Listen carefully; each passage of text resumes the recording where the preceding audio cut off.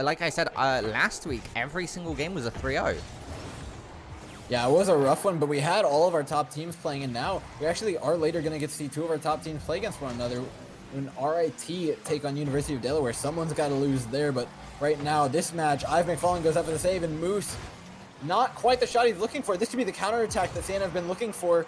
Nick Mills misses, Moose misses as well, and tag 20 will get the dribble. The shot's up from Ivan McFarland. JoJo with a fantastic save. Puts the ball back out of their half, directs it towards Nick Mills. It's wide. Can he tap it in? No. It's off the post. JoJo up, taps it up again. Tag 20, though, will be there for the save. Moose trying to direct it in towards the goal, but finally, with the possession again, Siena. Yeah, so now Tag with the dribble, gets challenged by Moose. Moose successfully gets it off him, now being able to rotate again. It's going to go to Nick Mills. Oh, we do see a switch up, actually. Nick Mills in position now. I don't know if any of the other team for Manhattan have switched out. So Moose is there, Nick Mills is there. I don't have the third player on hand. It was Daddy for Nick Mills that was the swap. Yes, Daddy for Nick Mills and JoJo. Okay. So yeah, definitely Manhattan was definitely trying that. The kickoff coming out. Tag getting a touch there. Going to be able to try and get the double rebound. Going to look to put it in. Nick Mills in defense there. Going to look for the clear. Ivan McFarland, good touch. Sets it back up into the corner door. Yeah, and they're perfectly set up here to try and get another goal in. It's that counterattack that comes out so fast for Manhattan. And so the second this ball gets cleared out of their half, it's usually been in a pretty perfect position here. And Moose is going to look to do it. Passes the ball up wide to JoJo. JoJo's going to get a beautiful touch. No! It was in a perfect position for him. He was going to get a great cross, but unable to finish. Now it's Moose up to the task of crossing, and he will. Nick Mills finds the finish, and that's 2-0 up Manhattan. Now being 2 up. I mean, this is a ferocious start coming out from Manhattan, right? We're a minute and a half in. There's still a minute before half time, and they're already at the goal score that they were at the end of last game. Yeah, it's not looking pretty right now for Siena. They've got to find a way to recover because the longest Manhattan team goes, the better they seem to get. Nick Mills subs in and has had absolutely no problems working out for this roster. Moose is in, though, and this is a scary one. Tag 20, though, there for the save. Almost puts it in off the back of his own player, but a little bit of miscommunication here by Turnip God, and Tag 20 is going to put Turnip God out of position. The ball's up over the goal, but he gets the save regardless of his positioning. But clears the ball back out to JoJo, and I'm really not seeing the clears go where Siena want them to. It's pretty much always been into the hands of Manhattan. Yeah, another rebound there. Oh my goodness, Moose with the assist from Nick Mills. Let's just watch this on the replay door. You see Tag try and clear it. Moose just intercepts Ivan McFarland, challenges it, and nobody was ready for the offensive aggression coming out from Manhattan. Yeah, and I think that's what it's been, though. You just keep applying that pressure. You keep getting those counterattacks. You rebound the ball off the backboard, off their back wall, and eventually you're going to catch out a positioning error, and there it is. Just finds an easy one, gets to the ball first, overestimates his odds, plays too aggressively, and gets scored on for it. Now it's Siena down 3-0 with almost half the game gone. Yeah, now once again, Neat gets a touch, rebounds into the corner, Tag. Just the Siena squad at the moment seems to be having trouble finding a way in on to Manhattan in general at the moment, and that's really starting to struggle and force them to trail behind as Manhattan keeps pressing the lead, like you said, gaining little bit by little bit.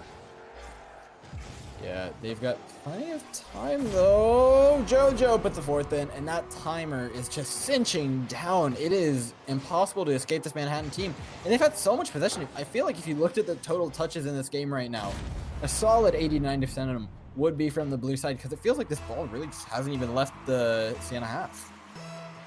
Yeah, I mean, and it really hasn't. Like, again, me and Tug have spoke about it a lot on stream, how it'd be really nice to have the ability to see ball possession at the end of a game. Or, you know, just get like a little analytic view of that. Because sometimes you do wonder how much time a ball spends on one side of the field. Yeah, and I mean, I mentioned it before, but it just hasn't left the Siena half. JoJo's going to tap one up. Turnip God should be there for the save. It's, oh my God, it's so close. JoJo looks to tap it in, and it will. 5 goals to their names, Manhattan. Come back in game 2. We said it'd be closer, but they're proving us more and more wrong by the second. I think Fallon misses. Tag 20. It's back what he's looking for, but there's just no strength to get that ball out of the goal, and regardless of how hard they'll try, Siena College need to stop those before they get near their goal line. Yeah, now once again, Nick Mills gets it off of the rebound here, off of the kick off. Tag manages to clear it away. JoJo in position to try and intercept. Gonna go back to Moose, gets the rebound. Jojo tries to put it in right there, but Turnip God's gonna be right on top of it. Good rotations coming out from the Siena squad. Yeah, and their rotations, honestly, they've held up on this defense very well. Manhattan have been applying an inhumane amount of pressure to them, but you just have to break at some point, and so you need to get the ball out of your half before that point happens. But again, they get the ball to the half line, Moose gets the rebound, and all of a sudden it's Manhattan back on the attack, applying that pressure, and it feels like for every one ball that Siena touch out of their own half, it's Manhattan putting 5 shots onto their own goal. Yeah, I mean, 5 shots out of like into a massive lead already. That's a good start from Siena. Yeah, they managed to find one, but 1 minute left on the buzzer. Do you really think that they can find a goal every 15 seconds? I feel like we've seen crazier things, but right now with the way Manhattan are looking, it doesn't look likely. But getting 1 goal on the board here, proving that you're not just going to roll over for Manhattan, is it's definitely a good sign out of Siena. A little bit of a sign of life at the very least at the end of this game. Yeah, I mean, no, absolutely, right? Being able to put Siena 1, that's a massive, massive mental, like, boost, morale boost overall for them to be in. Moose is gonna get, okay, good plays coming out from Siena. They managed to open it up quite well here. Now, I just want to see if they can execute the commitment, because they're managing to find these breakaways, but they just can't put it in. Yeah, and now the ball's back in their half. Manhattan's got it, and JoJo's off the wall with a gorgeous textbook shot. Gonna put the 6th one in. Navik, we could see the Brazil here. We very, very well could see Brazil. 30 seconds left on the goal to see 1 more goal. I mean, you never like to see it happen, do you? No, but from a team like Manhattan, who is 0-3, I'm more than happy to see them succeed right now, if I'm being completely honest. Bringing out this whole new roster and to see it work so well on day 1 is really impressive. Yeah, I mean, it's definitely working. Here we go, seeing it once again at 15 seconds. I'm curious, actually, if we do end up seeing the Brazil, because look how patiently they're playing that. All 3 of them were just sitting on the ball, waiting for a mistake to happen so they could do it. They're looking, they're hungry to see the 7-1 happen. 5 seconds left onto the clock. It's going to be this moment. If Manhattan want to meme, this is the opportunity. Nick goes up for it, and he finds it. There's the Brazil. Brazil, they say. JoJo taps it in towards the corner with 2 seconds left on the clock. It hit right there. Goes up. Nick Mills has to do this without touching the ground. And you know what? He's more than up to the task. Nick Mills, though, is somebody who's familiar to this Manhattan roster. And so still a little semblance of that older team. But I think he's proven more than capable of keeping up with these new players that Manhattan's brought along. Yeah, I mean, if we have a look at the scores here between JoJo and Nick Mills actually has a better overall statistic, although the score is slightly higher for Nick Mills. There's an extra shot coming, or for JoJo, sorry, there's an extra shot coming out for Nick Mills. So it's interesting seeing them kind of shuffle it around. I wonder if we now see JoJo getting subbed for Daddy, and they're trying to find like the best formula. Yeah, I mean, both these teams have worked pretty equally. Nick Mills ended up playing the higher scoring game, but I feel like if you let that first game Manhattan go any longer, it might have ended up just about the same way.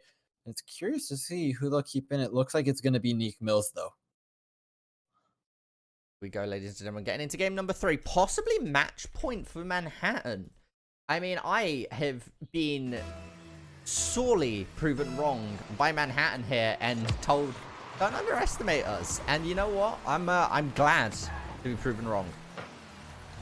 Yeah, and I think, like you mentioned, everybody on this Manhattan team's pulling their weight. Like, the scores were close, and you can nitpick all you want, but Moose has proven more than excellent on the defense, and JoJo as well as Nick Mills, and even if we pull it back to Daddy, we're doing fantastic jobs, and everybody's got their own job on this team, and you can tell their rotations are more than down pat, and so they look solid no matter which player you want to try and take advantage of. Yeah, and at the moment, it is just looking like Manhattan is going to keep in control, right? They're able to put on the pressure only like 40 seconds into the round, but they've had the majority of the ball control once again. Yeah, this seems like it's a little bit better for Siena. They've gotten the ball out of their half, going to go up into the Manhattan corner. This is an easy clear, though. You can't be doing that kind of thing at this high of a level. You've got to get a little bit more creative with how you get this ball across the field and how you center it so that you can take that shot. And I feel like Manhattan are just doing that in space right now. Nick Mills goes up, tries to get a little creative with the air dribble, but it's going to be easy save for Turnip God since he has blundered it, so to speak. Blunder's such a good word. Jojo here getting challenged by Tag. The double bounce is going to be able to center it back up. I've McFallen not reading the ball quite correctly, but Tag's going to be there to help his teammate out. Jojo clearing it away from the goal. He doesn't want it anywhere near. They don't want Siena to have a single opportunity this time round. Yeah, and Siena look like they have some form of life injected into them right now, but looking at last game, it looks like Manhattan showed up, and they're just busting the chops of Siena right now, a team who's a veteran, the EGFC, who's been around for a while, and it's so weird seeing Manhattan perform at this level, but I really have to hand it to them. I think there's something to be said for Siena needing to get a little bit better, especially if you want to start competing with this team, but honestly, I give more props to Manhattan than I do anything really bad to say about the way Siena's been. Yeah, I think Manhattan has improved massively over like the last couple of weeks. I think last week was an interesting one because, like you said, we did see all of our top teams playing against the lower seeds, right? So it was a bit of a stomp. Like when you have a round robin setting, you're always going to have 1 week where that just happens, right? There's no way to avoid it. And we got it out of the way, right? It was a nice midweek. Neat Mills, oh, okay, gets stolen away by Tag. Tag trying to put on the pressure. Moose on top of it. Again, Siena's making these attempts to try and steal away the ball and regain control, but there's just no follow-up after one of their players make a play, and I feel like that's a breakdown in communication.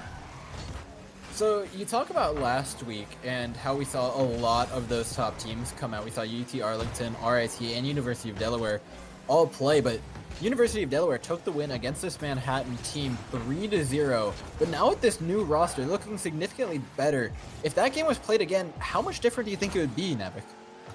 I think Delaware would still manage 3-0, but I do not think the scores would be as drastic as they were. Yeah, it was not a pretty look for Manhattan, and I don't know, the way they're looking, it's been solid. They haven't really been challenged in a lot of places that I think Delaware would have taken advantage of, but I think there's still some things that this Manhattan team has to show us. As they go up 1-0, it's been a long time here for Siena since they've gotten scored on. They've done a much better job of it this game, but unfortunately still not able to keep that ball out of their net.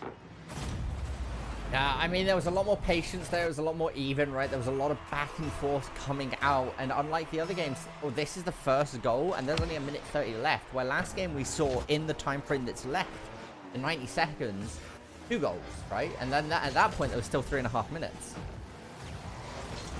And now the ball's stuck in the Manhattan half. This has actually been the best real attack that Siena have had, but it's putting those goals away, and they haven't shown us that they can do that. This might be it, though. The ball's lobbed up over top. Neek Mills not up for the save. Tag 20 is going to be the one putting the ball into the back of the net. Now it's evened up 1-1. Siena making it closer than it's ever been so far. Yeah, I mean, now we're tied up. I really don't know what to think in this situation, right? Because if they manage to slow play it again and just completely, like, trip down the time, we might be going into overtime. We could also just see a goal in the next 20 seconds. Yeah, I think Manhattan actually have the capability to turn it up. We saw it there at the end of the previous game. They managed to get that goal just as the clock ticked down. And the way that they've been in the driver's seat so far, they could look to do it again, but it's Moose with the 2v1. Not quite the flick that he's looking for, though. Neek Mills up to follow it up. JoJo's in to receive. Tag 20. Going to be intercepting that one. Yeah, now we just had the 1 minute buzzer, ladies and gentlemen, and it's going to come down to this. In these next 50 seconds, we will see if Manhattan managed to take the series, or if we're going to game 4 and Siena's going to start fighting back. Yeah, I think it's sink or swim at this point for them. They don't have too many options other than just sending this one into overtime. Demanding a goal in 30 seconds, playing over aggressive for it is really not something that Siena want to do. You don't want to go out on that. I think they're going to be looking to play safe, play the game. That's what they've been doing so far in this match, and it's worked out, I guess, the best of all 3 games for them. But, it's so tough. They struggle so hard putting the ball in the back of the net, but now they've got an opportunity. Will they be able to do it? Nice pass into Ive McFallen. That's going to be sent back to Turnip God. And so it looks like for the last 10 seconds of the game, we'll be here in the Manhattan half. Can Siena finish off? No, the ball's cleared back out the half. Neek Mills taps it up. And this is the same situation we saw ourselves in last game towards the end. Ball tapped up towards the Siena corner, touches the ground though. And that's going to be putting us into overtime, ladies and gentlemen. The first time at 4 this evening. So now this could be it. If people haven't been watching Rocket League before, overtime, we could be here for the next 10 seconds. We could be here for the next 2 hours. I really hope we're not here for the next 2 hours because we have a schedule to keep to. But it could happen. It could. The longest I've seen is 7 minutes, but right now JoJo is pressuring that goal, and it's going to be Manhattan immediately putting one in with just 20 seconds. Navik, you are in luck, my friend, because it's going to be a short one. Yeah, this time round it happens to be that case, does it not? As we see Manhattan taking the series 3-0. We did see an overtime over that, though. So, you know, that was a bit closer than we thought it was going to be. It was the exact opposite of what I predicted to you just before we started casting as well. So, proven wrong. Love to see that one happen. Love to see the team surprising us, right? A bit of an underdog view. And I do believe the next match is actually scheduled for 6:05. So we're going to be taking about a 30-40 minute break. And we will be back with more action as we have UT Arlington up against Quinnipiac. We will be back with you momentarily.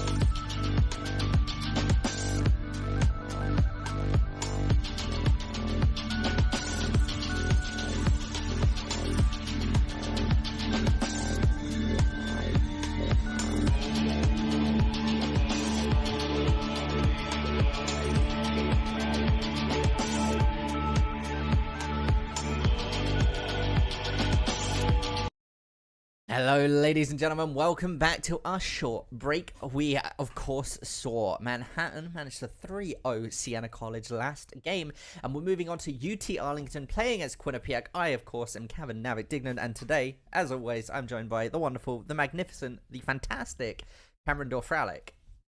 Hello, Navik. Are you ready to be upset yet again? You predicted the Siena win. You're predicting the UT Arlington win.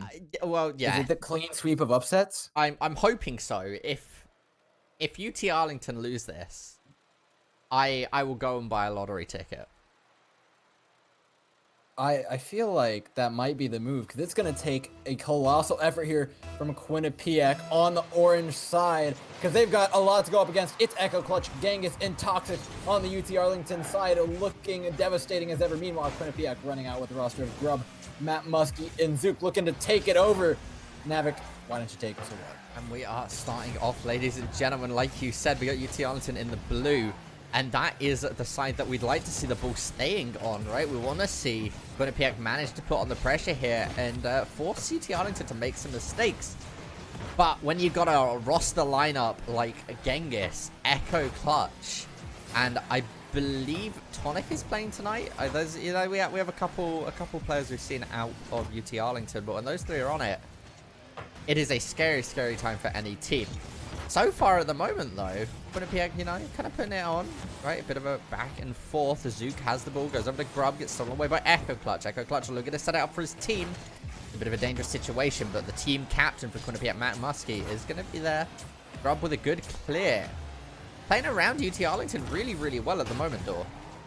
Navik, it's been a minute, and Quinnipiac have not been scored on. That deserves an achievement in and of itself, but they've got to stop this attack from coming in. Echo Clutch challenges in the midfield. Zook actually has a counterattack. Quinnipiac are doing exceptionally well, considering who they're facing right now. They've gotten the ball out of their hands a couple times. They're playing the defense rotations relatively well here, but no, that's the first one they've missed, and they might get punished for it. No, Zook is up to the challenge now. Grub has the counterattack. Not quite. He doesn't get the touch on the ball, so it's going to slow him down significantly, as now UT Arlington are back on the hunt.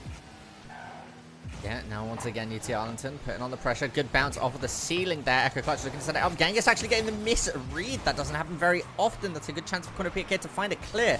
Matt Muskie going to set it down. Tonic is going to try and get the hit. And so many close calls here for this Quinnipiac side, but they haven't let the ball in yet. How long will they last? So 3 minutes and 7 seconds left on the clock. I do apologize. It's Toxic, not Tonic. I couldn't see from the spectator cam.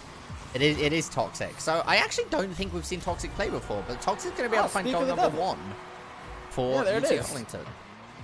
Actually, I definitely think we have seen Toxic play because I know that profile picture. We've seen that on a few times. So that is Samba. Toxic is Samba. Yeah, that's what it is. And I think regardless of who this UT Arlington roster actually plays with, like we've seen them come in with subs for 2 weeks, I believe, out of these 5, and they have proven that they are more than capable. And Toxic's gonna put in another, otherwise known as Samba, putting on the show he's always known for.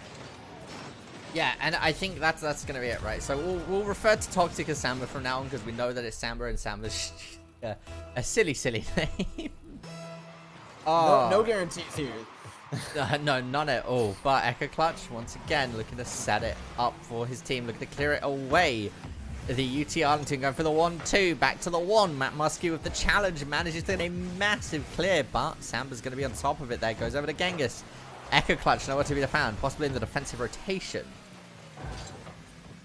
Yeah, and now back onto the back foot. It's UT Arlington trying to regain that ball possession. Matt Muskie goes up, doesn't quite get the 50-50 he's looking for. Nice one by Echo Clutch, passes it out towards the wide side of the field. Grubb gets the 1-versus-1, but misses it, loses that challenge. Now Toxic is up, searching for the third goal, searching for the hat trick. Not going to be had though.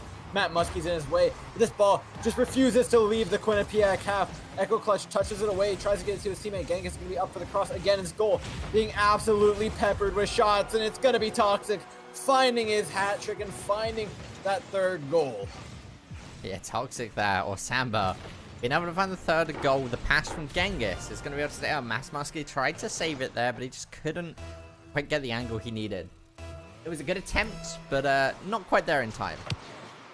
And Quinnipiac can't be giving up right now. They've got to start putting goals in the net, or at least stabilize yet again. They lasted so long without getting scored on, and you've got to just stop the bleeding right now. But it's so far away from that. It feels like UT Arlington are starting to take over this game. It's starting to be what we see week after week. Yeah, UT Arlington tend to have a bit of a slow start in their first games, but then warm up rather quickly. Usually by the second or third minute, we see them playing as they normally do. And it makes me wonder if they do play games before, or if they always just come into this cold. Honestly, it makes me question whether there'd be a difference more than anything right now, because Toxic is looking like he came to play tonight. Doesn't matter who it's against, doesn't matter their opponent. UT Arlington are always a threat.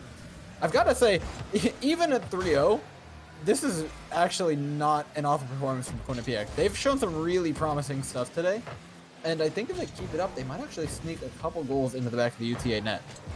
Yeah, no, I'm going to be honest with you. Quinnipiac surprising us here. UT Arlington, arguably the best team in the league. They did win the Invitational, the Founders Invitational, which had, I believe, all but 2 of the schools currently in it. So, you know, there's all of these schools have had a good matchup. Quinnipiac being one of the 2 schools that was not in the Invitational, the other being Manhattan College. And we saw Manhattan winning earlier. Yeah, exactly. This is the point where you need to start turning around. It's that week 5 out of 9. These teams need to find something, and if Quinnipiac can't find a little bit of life, it's going to be a bad time for them moving into the second half of the season. And Manhattan was able to do it. Oh my god, what on earth was that save? Toxic dribbles Grubb across the goal and actually stops the ball from going in with his opponent's car. A curious one, but nonetheless, 10 seconds left on the clock, and Toxic decides that's more than enough time for one more goal. Yeah, 11 seconds left on the clock. Only 4 goals. Not the usual lead that we see coming out from UT Arlington, which just goes to show the caliber that Quinnipiac is playing at the moment. Yeah, and with 10 seconds left on the clock, again, we could see another goal at UT Arlington. I wouldn't be too surprised, but nonetheless, it's going to be a victory here for UTA, putting the first one on the board. Grubb, though, gets one in for the side of Quinnipiac, and to lessen that goal differential, and honestly, raise their morale a bit heading into the second game. Yeah, a mistake there by UT Arlington. Samba looked to try and save it, got the misread, and that was a really nice shot by Grubb. Now, 4 seconds on the clock. This game's all but over. Now, I think I want to start talking about the second game that's going to be coming up here. There might be another goal here from Toxic. He gets a little bit creative about it, but no. Just going to spike it down into the ground, and yeah. Let's start talking about this second game, Naver. Okay. We saw really promising stuff come out from Quinnipiac in the first round, or in the first portion of that game, I should say. No goal here for 2 minutes on them, 2 minutes and 30 seconds or so, I think it ended up being. They controlled the ball, they had plays out of their half, and then it started to break down, and UTA started to turn up the heat. What is the difference maker between the Quinnipiac that was not letting anything in and getting balls into the enemy half versus right now? Because UTA stepped up a little bit. How did Quinnipiac make that little jump so that they can start being in that form again? So I wonder if it's a mental stamina thing, right? Because when you're stuck in defense for so long, it does get mentally taxing, because it's like, okay, I got to save the goal. Then can we find an opening? We can't. Okay, go back onto the defense. Try again, try again, try again. And we did see them manage to, off of a kickoff, manage to find an opening and score a goal, which proves not only us, but to Quinnipiac as a team, that they are able to put in goals against UT Arlington. Because, of course, like, it's Rocket League, right? A little bit of a mistake, an opening or something like that, anyone's going to be able to score on anybody. But sometimes mentally, you don't feel like that. So it's a very good start for them. And coming into game 2, I think we should see them get a little bit more confidence overall. I really hope so for their sake, as they look to take it back. But no, Grub misses the ball, and this could be a tough order for a save. Echo Clutch goes up. He's going to leave for Genghis. Oh my god, the UT Arlington team with a rare miss. Going to be denying that goal at just about 4 minutes and 40 seconds left into the game. That's not something you're going to see every day. That's probably more worth a clip than the goals that UT Arlington actually puts out, because I expect those to go in. Yeah, no, that was a surprise by UT Arlington, and Quinnipiac being able to score first. Grub with the lovely play here. He saw the pinch coming out. Samble went for it. He converged. He got the conversion and then managed to find the goal because there was a bit of a misread from UT Arlington, and they had a double offensive rotation to the ball. Punishing a very rare mistake, and I feel like that's the name of the game right now with UT Arlington, but no! Oh no, the kickoff goal comes in, and all of Quinnipiac's efforts are erased now as the score is evened up 1-1 here. Echo Clutch gets exactly what he's looking for, taps the ball up, hits it with the corner of his car, gets the speed that he's looking for, and that's what happens when you go for both the corner boost with your players. It's just a little bit greedy, and against the UT Arlington team, I can understand being greedy, but you're going to get punished for it every once in a while. And that's exactly what we saw, like you said, right? They managed to find the punish, they committed for it, and then they managed to seal the deal. Now we're in a situation where we're back to a 1-1. It's like no goals ever happened. But to say that Quinnipiac's efforts went to waste, I don't think it's true. Because I think we would have seen UT Arlington find at least one goal this game, and Quinnipiac has managed to reduce the goal differential by 1. You're not wrong, and Grub saving that one, they'll actually save them another goal on the differential. Grub is very aggressive on this ball right now. May have put his team in a bad position. The ball's across the center, and it's going to be knocked in. Echo Clutch does it all on his own off the back wall. He side flips back in, taps the ball to the back of the net, and this is some excellent stuff. I love seeing these. They're so clean. Yeah, Echo Clutch committed to that, right? He wasn't afraid. He didn't, like, go for a flip and try and play aggressive and whiff because of it. He trusted that he knew where that ball was going, challenged, and won it. And now, wait, Zook has an opportunity here. Flips early, though. Misses it. Now the ball is into the Quinnipiac half. Grub has to control this one, and Grub's been what I would describe as a little over-aggressive, but honestly, against UTA, I feel like it's actually Quinnipiac making the right decision here, taking these risky plays, because that's what you have to do against a team of UTA's caliber. I mean, what do you do against, like you said, what do you do against UTA when you're not a team that's, like, completely used to playing at that level, you know what I mean? But they are proving, like, Quinnipiac is proving that, again, they aren't a team that is just like, okay, you can't just write us off, because we are scoring goals, we are putting in good defense, our rotations are strong. Yeah, I think the fundamentals right now are perfectly fine for Quinnipiac, and so now it's coming down to them to make smart decision making. It's Grub playing hyper aggressive on the attack. That's won them a lot of these. Oh, nobody misses on the save. It looked perfectly lined up for Grub, but doesn't quite get the flip off. Instead, it's going to be Samba floating leisurely down from the ceiling, tapping it in. A nice little goal from him, and we really appreciate him changing his name. Yeah, Samba changing his name back over from Toxic. What a toxic name, but coming in. Grub with a good touch on a kickoff. Genghis is going to find it. There's going to be a challenge from Matt Muskie. It's going to go low. Good read by Genghis, not overcommitting with the boost. Setting it up. Samba's going to look to put it in and whiffs. That was... There's been a lot of those today from UTA, and I feel like I want to see Quinnipiac punished, but they can't. It's 4-1, and the rotation doesn't quite come back quick enough. Yeah, no, this is an unusual amount of whiffs coming out from UTA, but Quinnipiac's not being able to commit to them either and punish them for those mistakes is definitely showing or proving to be a difficult situation. I mean, that's why you want to take those risks, though. That's why you want to be aggressive, is because you won't catch UTA out otherwise. If you can't keep up with them speed-wise, boost-wise, you need to start trying to predict what they're going to do and at least commit to something. Because right now, committing to rotating your members back in defense constantly is not what you want to be doing when you're playing down. Oh, it is not. Now coming for the clear. Grub gets a good touch. Just needs to get it past Samba. Whiffs on the flick, unfortunately. I really, really liked what Grub was going for there, but he just could not find the finish of that flick. Look, you see him get the one touch with the second touch.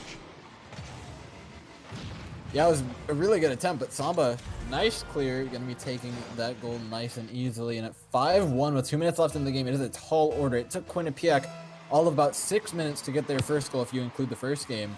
And so now, looking at this one, it's looking rough because that many goals out of the team that's been scoring this slowly is a tall order. Yeah, it's one of those situations where I think you do write this off and go to game 3 mentally. But at the same time, you want to be reducing the goal differential because of your standings. We're coming in, like you said, we're week 5 out of 9. So we're getting closer and closer to the final seeding being decided. And you never want to be bottom seed because bottom seed goes against first seed. Usually how it works. I'm unsure if that's going to be the final standings for EGFC. But, you know, that is, in most tournament environments, right? That is how that works. Yeah, first team might end up getting a bye, but Echo Clutch finds 6. They're searching for the Brazil right now, and I'll tell you who's not going to be bottom seed. It's this UTA team. We've talked a lot about the woes of Quinnipiac and some of the things that they are doing well right now, but UT Arlington are coming and cleaning up like they usually do, and even though it's been a little bit of a rough ride for them, they've had a couple blunders here and there, they've had their mistakes, and Quinnipiac has punished them a few times. I think keeping a level head is really something that they're showing that they can do. Yeah, and they are keeping a level head, and we're not seeing overly aggressive or even retreating back to a defensive stance, right? They're still looking for those opportunities. They're just not managing to find them, unfortunately. No, but they do set themselves up for another one. Matt Muskie, though, finds the clear. Grub follows it up, but I feel like Grub, he's thrown himself a lot at this ball. He's getting the touches in, but he's not really been able to control it. He had the one good counter attack that ended up getting him the goal, but I want to see a little bit more emphasis on mechanics from him and playing a little bit more simplistically rather than trying to go for all these really fancy plays. Yeah, I mean... Oh, no! Oh, my goodness. Was that a double commit that caused that? Or was that just Matt trying to save it and it just bounced straight off of him? I was a bit too far away to actually see. Do we see that? No, it was just... It bounced off of Matt. Unfortunately, on the 50-50, did not pay out in their favor. UT Arlington getting the Brazil. There it is, 30 seconds left. Will they search for another goal? You can bet so. UT Arlington takes none of these matches lightly, and they know now teams like UT Delaware or University of Delaware and RIT in their radar, they can take every goal they can get because we saw Delaware and RIT, I believe, both last week come out with double-digit games, and so there's a goal differential to be had, and you really have to work for it. There's going to be goal number 8, 10 seconds left onto the clock. UT Arlington trying to get as many goals in as they can to increase that goal differential by the end of this week. Yeah, they've got plenty of time to do it. They've got those weeks, but each, I mean, I suppose you kind of just go week by week. Looking at the lead right now, you can see there's a very clear top 3, and they're all performing pretty equally against some of the lower seeded teams currently. And that's, like, you can't stress enough the emphasis of goal differential. And we talk about it a lot when it comes to the bottom teams about how much it means for who they get placed against in the seeding and how much it means for them even just making it into the tournament. But, I mean, it might mean even more for the top teams this season the way it's been lining up. Yeah, I mean, our 3 top teams, like, seeds before whatever happens tonight occurs, right, is if we take a look over to the standings right now, we have the University of Delaware in first, followed by RIT, and then UT Arlington. UT Arlington, not actually having played the series. I believe they had a bye 1 week, so they're, you know, so that's down at the moment. But on round 1, RIT and UT Arlington are completely tied. And our game after this will be our top 2 seeds playing against each other. Yeah, that's going to be a real slugfest of a match. But this one right now is looking like it's an absolute beatdown coming out from UT Arlington. 8-1 here in the second game, and they're looking to seal it out here. It's match point. Yeah, match point coming out for UT Arlington, ladies and gentlemen. We're going to be getting into game number 3. This, of course, is our 3rd seed, playing against our 6th seed at the moment. Quinnipiac, of course, not a team that has lost every single game. We touched up on that a bit before the cast, and like they have played well, and they've shown that they are a team that can stand. But it's difficult when you're against the big 3. Yeah, and I mean, even the big 3, I'm not sure if you're referring to the players on the field or the top 3 in the league right now, but I feel like there is a definitive difference right now. There's a line that you can really draw between UT Delaware, RIT, and UTA here. And they're looking to extend that lead even more. It's 1-0 already with just about 7 seconds gone into the game. Yeah, I mean, it was the reference for the big three was a bit of both, but at the moment, 7 seconds, like you said, a goal up. This is match point for UT Arlington, and they are already putting on the pressure. Coming into the kickoff again, goes over Genghis. Wait, this might be an opportunity for Quinnipiac. They just need to get it past. They're going to start running for those defensive rotations, but Grubb's going to put it in.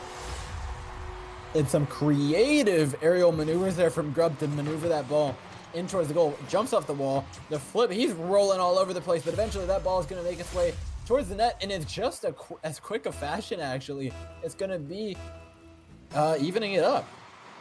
Yeah, I mean, 1-1, like 16 seconds in. So yeah, literally like 2 seconds differential. I mean, that's how we want to see Quinnipiac like answering, find these retorts. Grab manages to get it past one, gets the chip over him. He's going to be able to put it in again. Oh. Genghis saves it. That was looking so good. If Quinnipiac can do so much as take a game off this UT Arlington team, I would be more than impressed right now. They look indomitable. Echo Clutch is up, though, and he's sick and tired of this game being even. He's looking for the shot off the backboard, pass to his teammate. It's up, it's center. Genghis, though, doesn't have the boost to get there. Yeah, now Grubb has the ball once again. That's the name we keep saying, as the Quinnipiac player has been putting in so much work. Zook gets... Oh, doesn't get the touch. I thought he was going to be able to find that there. Unfortunately, not finding it. Grubb again now in position, playing around UT Arlington. Matt Muskie steals it away. Grubb starts to rotate, looking for boost. Matt Muskie gets challenged by Genghis. Genghis manages to steal it away, lands in Zook. Zook to Samba. Samba getting that beneficial play. Echo Clutch steals it away from Grubb. This is a ball of possession at the moment. This is going back and forth, back and forth, back and forth. And it's really showing that Quinnipiac can match blow for blow against UT Arlington. Ooh, that was a close one there for Zook, and you're right. It's a battle of attrition. Who's going to break first right now? And we've mentioned the name Grubb multiple times. He has been a standout player right now for Quinnipiac, but I've got to hand it to his two teammates as well. They've been staying back, playing relatively safe, and making sure that UTA can't score. But it's a threat right now. Matt Muskie's up. He whiffs. The ball's out wide, and it's going to go in. Samba puts it in with ease after a whiff save from Matt Muskie. Yeah, I mean, Samba there, just finding the right angle. Look how narrow that was to go in, right? There was not much room for error with how he hit that ball, and he managed to find it, putting his team up. Only one goal, though, which is not, again, usually what we see from UT Arlington. Yeah, this is pretty much just as impressive as Game 1, where the score differential was only made to 1 goal at this point, but now Quinnipiac actually learning to score those goals, learning to find the back of the net here against a very difficult team, but Grubb has to make this. It's a little tricky. Slows the ball down. Genghis is all over him right now, trying to put this ball in the back of the net here for UT Arlington. Pressure's not going to be up, though. They're not going to crack to anything as simple as that. Quinnipiac have grown stronger and stronger as the night has progressed, but this might be it. Samba's up for the cross. He's up for the shot, but no, Echo Clutch is just going to have to take the ball and center it yet again for his teammates. Yeah, now Grubb, the touch. All right, finds the rebound. Zook's going to be able to recenter it. It's going to be just free falling in the center there for a couple seconds as UT Arlington get the triple pass. Lands in Samba's hands. Very, very capable hands as it goes over. Genghis tries to put it in. Matt Muskie in the defense. Grubb looking to go, oh no, let's clear that one away, boys. It has been taking Quinnipiac absolutely everything to keep this ball out of the net, but I can't tell you how impressed I am right now that they've been able to do it. But the ball's off the crossbar. It's the dangerous one. Samba's in for the shot.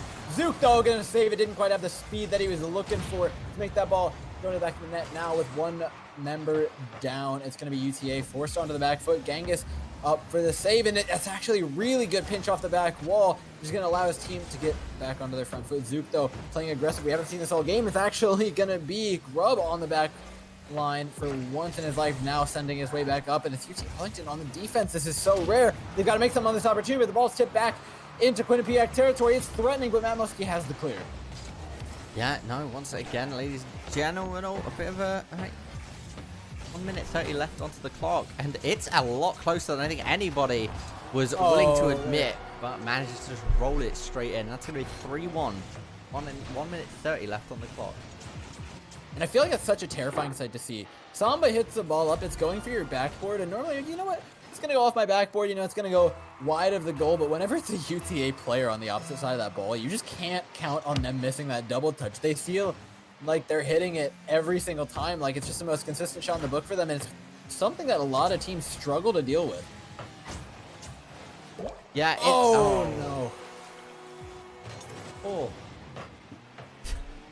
It's one of those cases where Quinnipiac played so well. I think they're kind of letting the mental game gets to them, right? That mental fortitude is starting to break down. They were so strong this game, though. I don't think anybody could argue with that one. Oh, they'll get the second, though. And honestly, I feel like you mentioned mental fatigue, and honestly, I'm gassed just watching Quinnipiac chase these UT Arlington players around at top speed. So it's genuinely impressive what they've managed to do. 1 minute 14 seconds on the clock. Not all is out of the cards quite yet. That kickoff goal came relatively quickly. Quinnipiac's first goal came relatively quickly. So did UTA. So there's a lot that can be made out of this game. This ball is chipped over into the UT Arlington half. Genghis tips it wide. It's going to be another attempt here from Quinnipiac. Yeah, once again here, 1 minute left onto the clock. I'd like to see Quinnipiac be able to not even tie it up, to be able to find one more goal in the last minute. Oh, I'll tell you who's finding another goal. It's UT Arlington.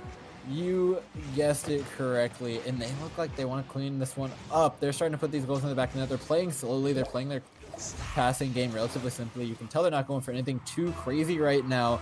I think that's one of the things you can admire about UT Arlington, that when they need to, they can just put on the gas pedal, and you know what? They're confident in their ability to win the game.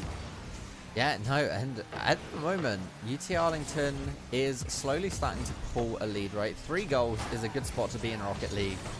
But for the longest time there, I think we just have to highlight once again how well Quinnipiac was managing to match blow for blow, right? They weren't giving an inch without taking one.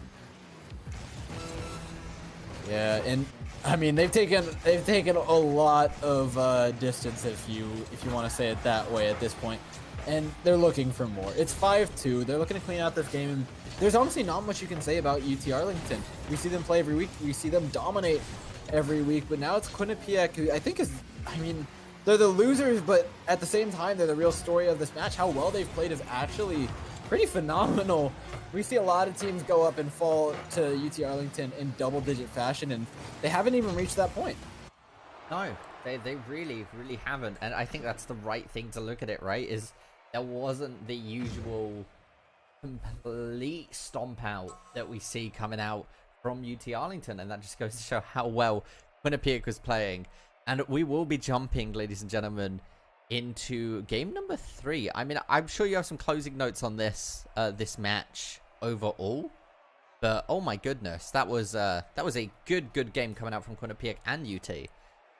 Yeah, I feel like that one was a significantly better matchup than it had any right to be in. Quinnipiac showing that they can come out and compete, but I mean, there's closing notes for this match, and there's stuff we can talk about. But you know what I want to talk about, Navi? I want to talk about next game.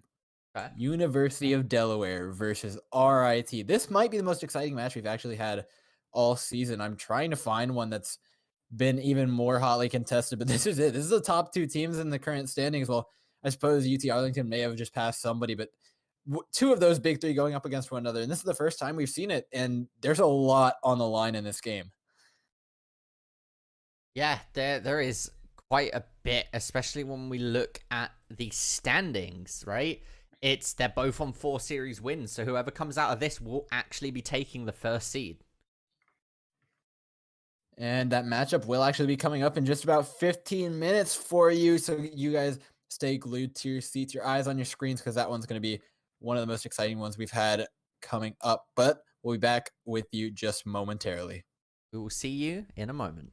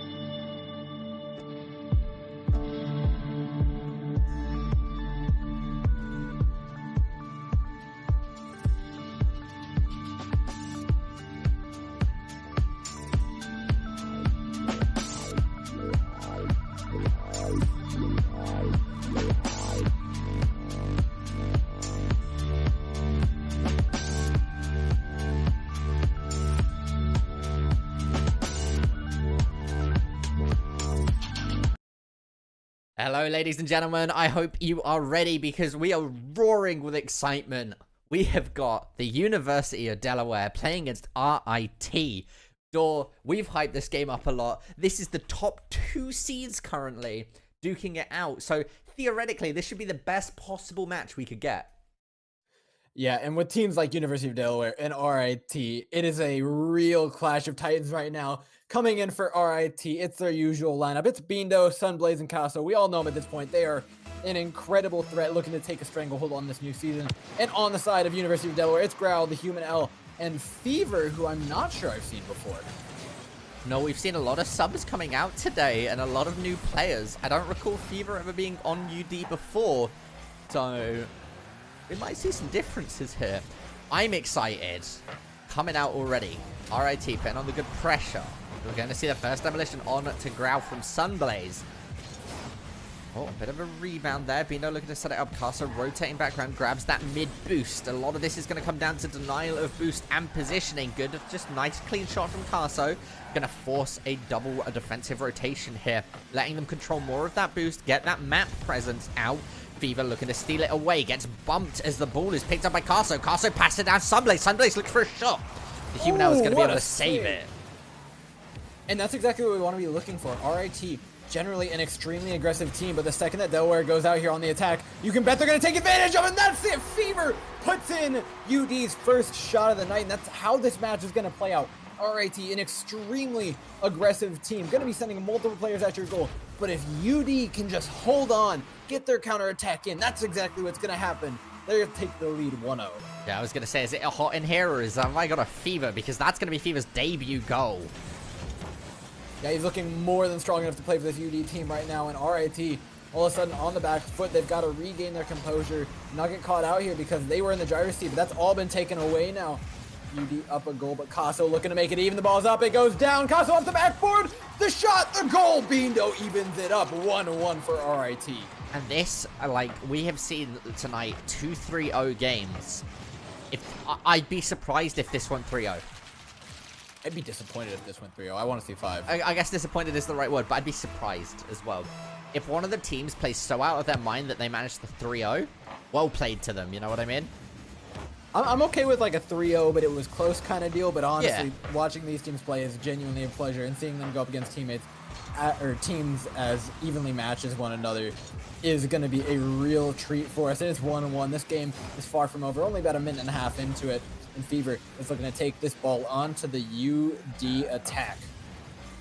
Yeah, now once again we do see the University of Delaware, the Blue Hens, looking to strike on the Tigers.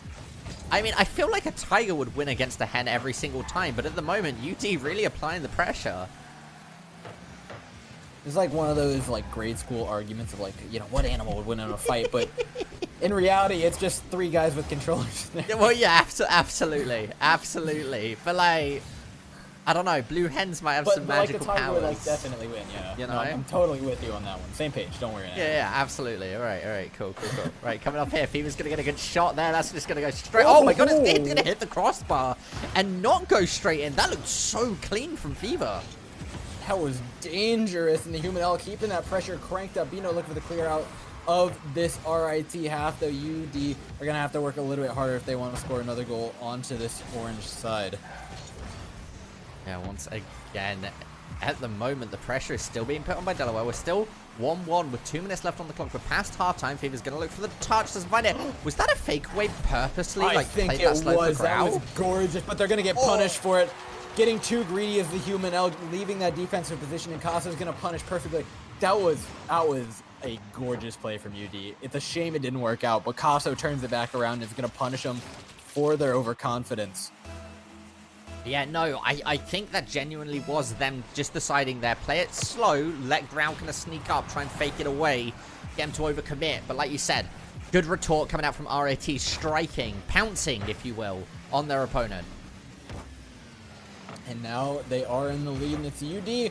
Also, no has to make up a difference, though. I think they'll be able to do it with 1 minute and 51 seconds on the clock. It's plenty of time, and now Grow's out on the attack. It's 2 versus 2 on the defense. Here is RAT. Look to disallow this goal, but Fever's up for the shot. Casso, just in the nick of time, makes it to the ball. Now on the counter attack, pouncing like you mentioned. Fever is up for the save, though. The ball is headed straight for the RT. Having some plays might not have the right amount of boost to get here. He just does in time, but Fever's up for the shot. Saved, though. Cleared by another RIT member in the relentless aggression here from UD as they recognize their position in this game right now. There's 1 minute and 22 seconds left, and they need to score a goal. The ball's off the backboard, growls out. Picasso makes a save. Humanel's gonna get another attempt. It's up in the corner, and it's in. Yeah, the human out there managing to find it. I don't know what happened with RT there. Picasso tried, being able to find the touch, and at that point, I just think the human out was a good point. He kind of took them by surprise. I think it was good boost control there by University of Delaware, disallowing that, forcing RIT to play out of position there, and then just applying enough aggression that they were able to get the goal. That was really, really well played. And now UD are going to look to try and take the lead here, but RIT is looking like they haven't been shaking at all.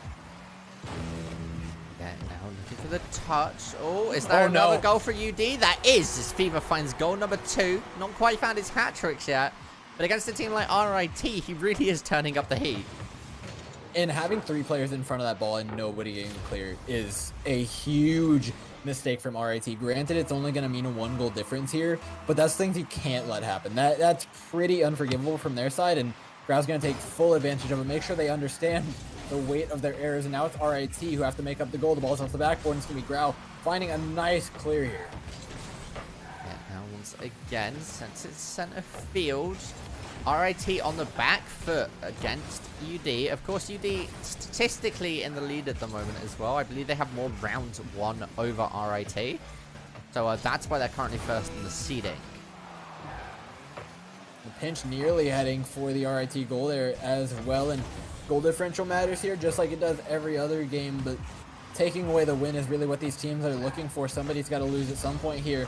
And Fever wants to make sure that it's not going to be UD. And I feel like UD right now just look like the more capable team of holding a lead. The aggression that RIT throw out is pretty relentless even when they have a lead. Oh, I might have spoken too soon. Sunblaze has a cross. Ball is not done yet. 1 second on the clock. It's up till it goes down. And with that, it's heads out into the corner. RIT looking for the touch. Beamer will be there to receive it. Make sure this goes on a little bit longer. He gets the cross he's looking for. There's going to be a member of his team over there. It's Casso. Taps the ball up. Sunblaze could do this. Grau's going to look to tap it out, though. Off the wall.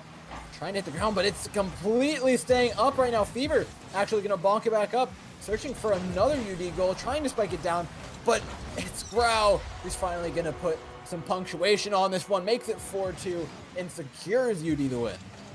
Yeah, being able to find UD that first game is going to allow them to continue applying the pressure and that aggression, right? RIT need to start striking back. They cannot let UD continue to get a lead, because if we see a position where UD is 2 games up and RIT hasn't taken anything yet, it's going to be very, very difficult for them to come back. But saying that, it's all mental down to that, right? Because, ladies and gentlemen, this is Rocket League. At the end of that buzzer, we're back to 0-0-5 minutes. So it could just all get flipped onto its head right now, though. There's got to be a real mental reset from RIT. I don't think they're a team that gets shaken very easily. Like we saw, they went behind, they were ahead. They're always doing the same aggression. They're pretty much signature at this point. And I expect to see more of the same. I don't think any amount of shaking or losing matches is going to stop them. I think they're more than experienced enough to do it, and I think they're going to look to do it here into game 2. But if there's one thing I want to see changed from RIT, it's got to be the rotations. Tempering their defenders' aggression just a little bit. You can still play the same exact pace. You can get the same exact opportunities, but making sure you got a person just far enough back to intercept those midfield balls that UD are getting away with. I think that would net them a lot more ball possession. And we are going to be getting into game number 2, ladies and gentlemen. RIT versus D. I mean, at the moment, it's a good spot for University of Delaware. Yeah, that first game looked very controlling. The second that UD take that lead, their defensive playstyle is going to just lend to them holding on to their leads a lot longer. It's gaining them, that's the issue. But it looks like they had no problem doing that either last game. No, I mean... Oh, what a passing play!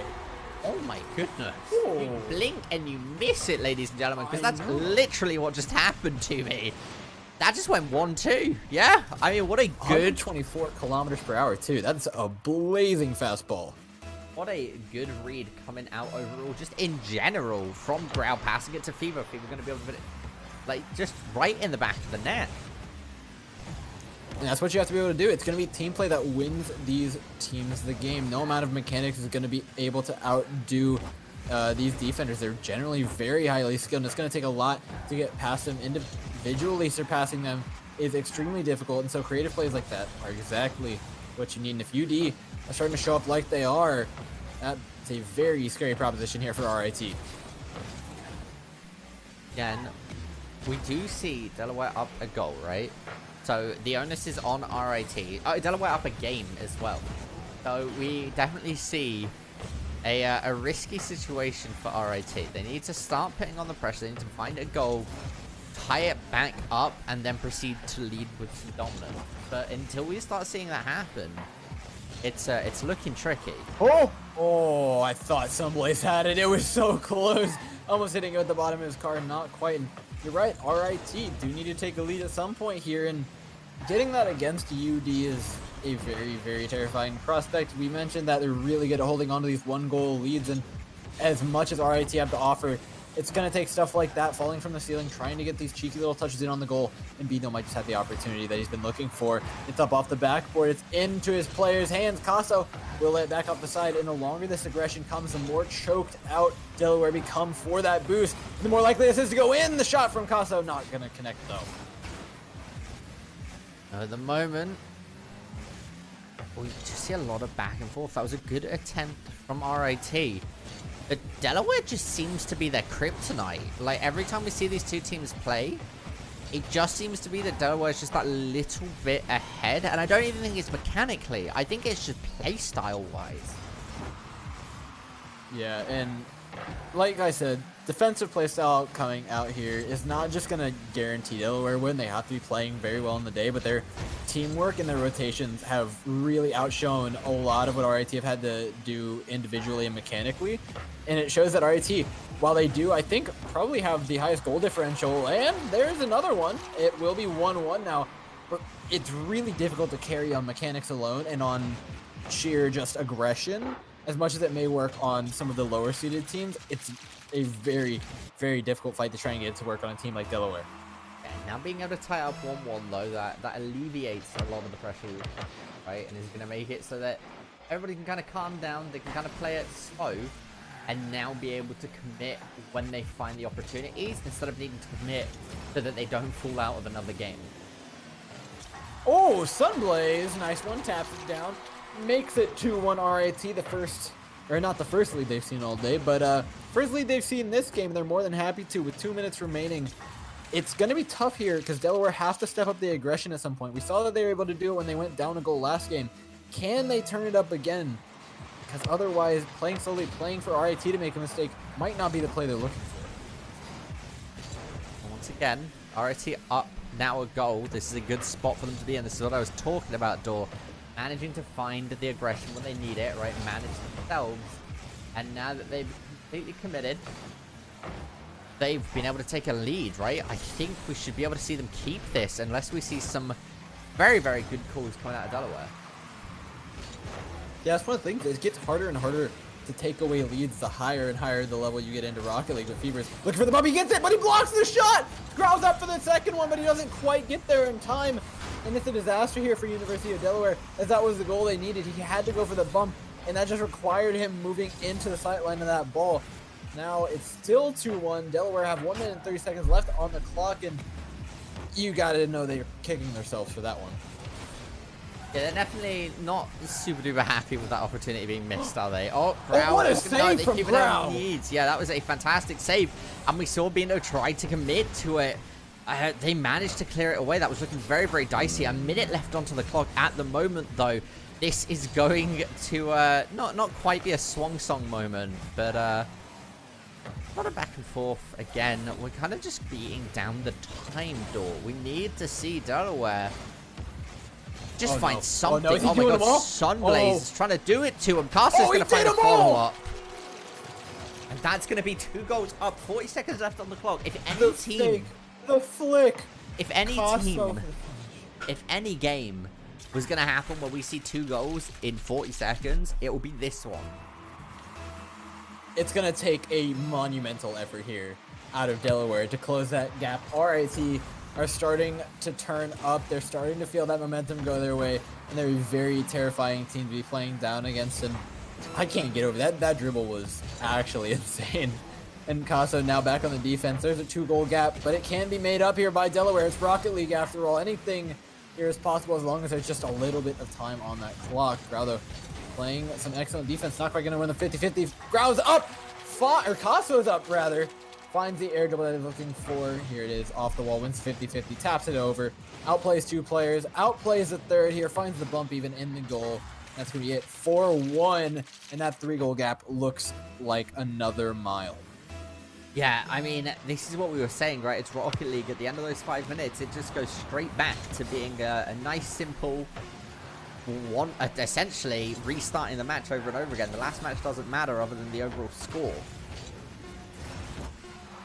Yeah, and like you said, you have to be able to mentally reset. So now it's Delaware's turn. Can they mentally reset? It's going to be a big question. RIT can do it, you know, can you?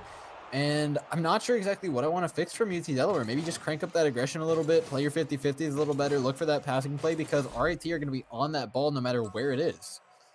Yeah, I mean, that is going to be a game going towards RIT. That means we will see a game 4 this set.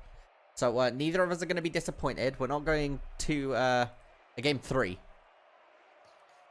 Not just a game 3. We're guaranteed at least a game 4 at this point. I think that's what everybody really wants going into this series. This is, like we mentioned, the best one that we're going to have for a little bit. And seeing these teams line up against one another is going to speak about what happens in the postseason. When that tournament comes up, these teams will almost inevitably face one another in some way, shape, or form.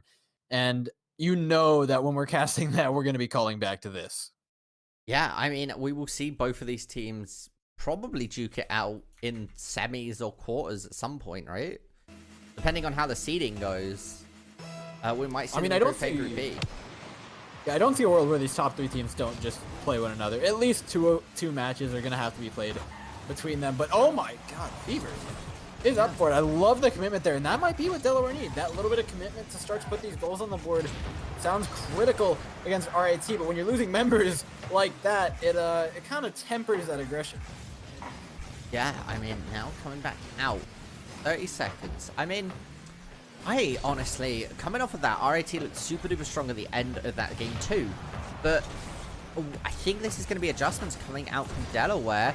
There's an opportunity. Manages to get the hit from Beano there. Clears it away. Fever, fortunately, doesn't find the touch he was looking for. As that's just going to go straight in from Sunblaze. What a shot. And sometimes the clear just finds the goal. Well placed here by Sunblaze. Well done in the 50-50. Going to be putting that ball right into the back of the net. 4 minutes and 16 seconds on the clock, though. Nothing to scoff at here. There's plenty of time for Delaware to make this way back in this one, but they can't let it spiral out of control like it is right now, because it's just been goal after goal after goal here for this RIT side. As Caso looks to make it 2. He's up for the air dribble, not quite the flip. He's looking for it, gets across. Nobody's there to finish, though. Yeah, it's really starting to come through. That RIT is starting to slowly bring back the lead, find those positions. I mean, I guess now technically they are in the lead. They've evened out the games, and they're a goal up. Ooh, make it 0, though. It's going to be Fever evening that game up. He's really been a standout player here. We talk about substitutions. We talk about players showing up, and I honestly feel like no matter when a substitution is made here for EGFC, it never disappoints. I feel like the players are really all of the same caliber. Nobody's really let me down so far. Yeah, I mean, I think that is the right way to play it. Right? Every time we have seen those just overall substitutions coming out, it's been smart, right? It feels like the teams are really taking into account analytics and performances and making it work. So I think that's a big shout to their coaches, if the schools have coaches, or their team captains for making the calls. Yeah, and it's calls like that that are going to end up winning or losing you a game, though. And at this point in time, RIT are looking like a really solid player in the game. Take this game away nonetheless, and in a 5-game series there's going to be 1 victor, and if RIT can continue the momentum, there's only so much time in that 5-game series that UD have to bring it back mentally.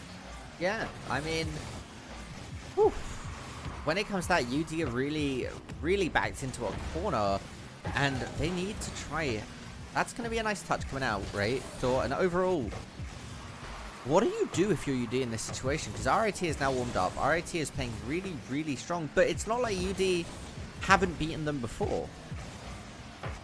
Yeah, and I feel like it's a very uncommon thing to watch some of these top teams lose from mental things. But it kind of does feel like it for UD here. They're making some very uncharacteristic mistakes. Yes, they need this goal in 3 minutes. They have a fair chunk of time to do it. And you know RIT is going to be the aggressor for a lot of this game. And now you're sending 3 members forward, searching for that goal, which I think is a good idea here, but they're making a lot of mistakes when they're up there. They're not rotating nearly as well on offense as they do on defense. They're giving up balls, they're whiffing, they're not hitting it where they want to, and honestly, it doesn't look like the same UD that we're used to. No, I'm confused to what's happening here. I wonder if the sub, like we're saying Fever is doing really, really well, but I wonder if there's a breakdown in communication somehow. I mean, we saw at the beginning of the season, RIT made a very clear statement that they weren't playing for third again. They were playing because they wanted to win, and I think they've shown that time and time again. Last year, they were kind of that team that you slotted into third place. You had UD and UTA up at the real tippity top, but RIT have kind of slotted themselves in there and proven just there as well that you can't count them out, and they are definitely within that top 3 contender spot, if not solidifying themselves as a top 2. Yeah, I mean, there's going to be goal number 3 coming up from RIT, and I think that is right? The RIT very much to say they're not playing for thirds. They were third, I believe they were third in the Invitational, so it's definitely one of those things where they are now playing for keeps, if you will. They're looking for the title. And they've shown they're looking for a save. Yeah, they've shown time and time again that they definitely can compete for that title. Currently second place in the seedings. If they win this, they get bumped up to first. Oh, good shot there. Coming out from Delaware. Good save by Bino. Played it patiently. There's going to be the... Oh, I was going to say there's going to be an answer. But it was more of a retort as we go back into the turnabout. Yeah, with a minute left on the clock here, UD, though, they have a long way to go. 2 goals against a top-tier team is not something that comes easily. It takes a long time to even get 1-8. We see the score right now relatively low. RIT got a couple in succession, but it really doesn't come as quickly as RIT may make it seem. The way that their aggression works, though, when they have a lead and when they start getting that momentum, they tend to extend it.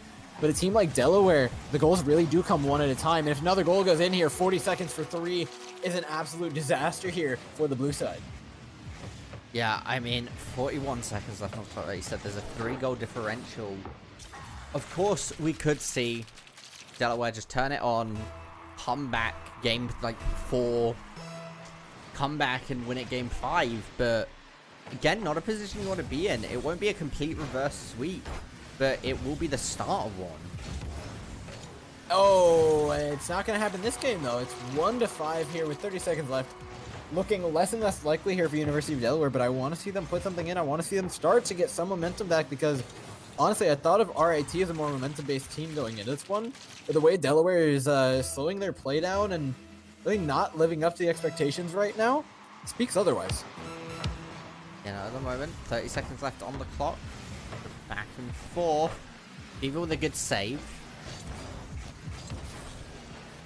Now this is where they want to be. They want to get this ball out of half. Picasso just intercepts time and time again. The aggression nets RIT a ball, and it's that lack of... I don't even know what to call it. It's just... Clean play is usually what we expect from Delaware, and we're really getting the exact opposite.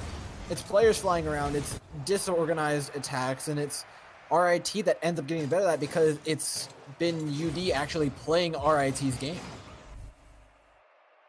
Yeah, I mean, and I think that's the right way to put it, right? It has been the University of Delaware playing RIT in RIT's field. They play how the Tigers want to be. They're in their territory, right? In the cage, if you will. Yeah, I was trying to think of I guess Savannah would work, but like I'm sure there's a definition. Welcome to the jungle. Well, they're not literally anything. Yeah, there was a lot there. There Pride was a lot Rock there. was the word I was thinking of, but that's lions, not tigers. There was a lot there. There was a lot there. Pride Rock was the word I was thinking of, but that's lions, not tigers. 'Cause the word I was thinking of, but that's lions, not tigers. 'Cause the word I was thinking of, but that's lions, not tigers. I was trying to go for a Disney reference, you know. But I guess I should have gone for a Jungle Book one. Lions and tigers and hens, oh my. Oh my. Oh, look at you go.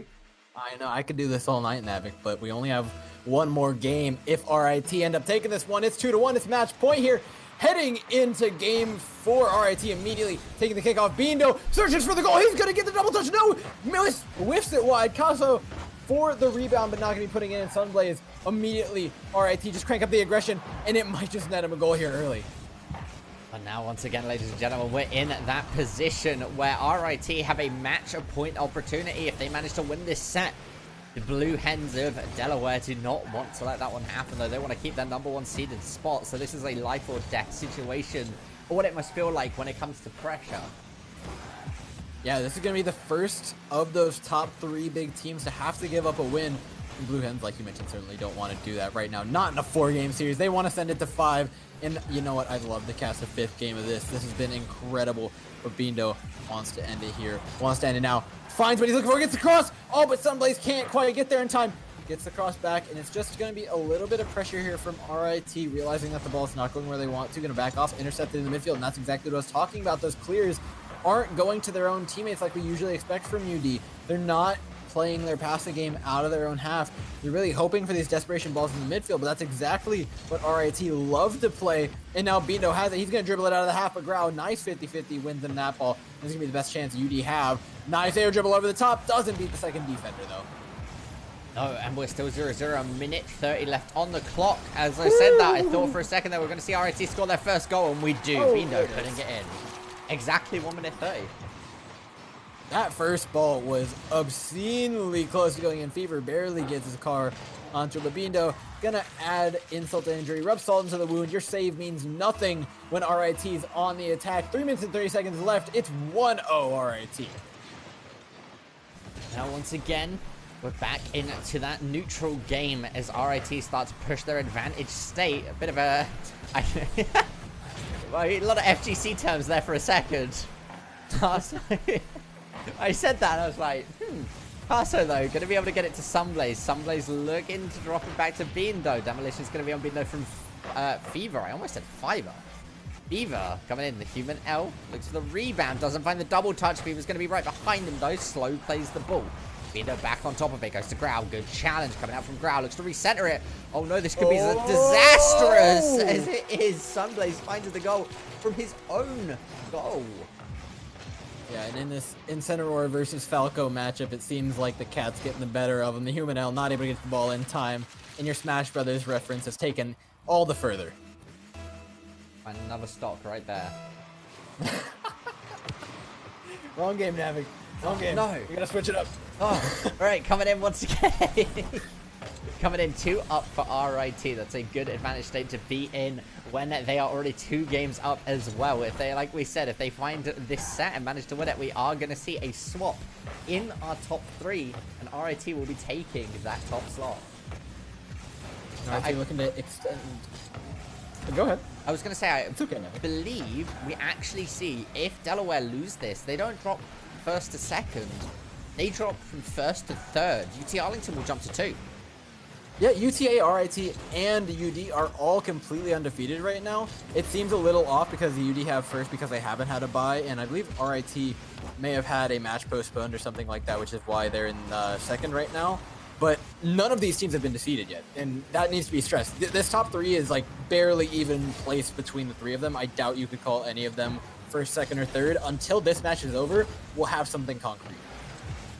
Yeah, I mean, that is actually monumentous for all of those teams, right? Because whatever happens here actually does dictate a few things. Either way, UT Arlington's going to be jumping up a slot, and they really can't complain about that one, eh? Oh! Off the back of the car, Sunblaze. I have no clue how this went in. It looked like a clear block. Here it is, off the human L. Sunblaze hits it. That was too No, solid it didn't. It actually went over. Yeah. Wow. Great job by Sunblaze. Again, that signature RIT aggression is just proving too much for UD, and I kind of wish I'd just see them play their own style, but at this point, when you're 3 goals down, you have to play more aggressive, and Sunblaze looks, doesn't go in. Shot coming out from Caso, not able to finish it off. Bindo continuing these rebounds. The ball's rolling in, and this is inevitable at this point. It's 4-0 RIT, and it looks like Delaware have nothing left to offer. They might be able to pull a goal or two back, but it looks like dire straits for them. Yeah, at the moment, RIT have just taken off all of the stops. They're no longer holding back. They're committing to getting as many goals as they can and looking for what feels like a shutout in this final game. They don't want to give Delaware anything.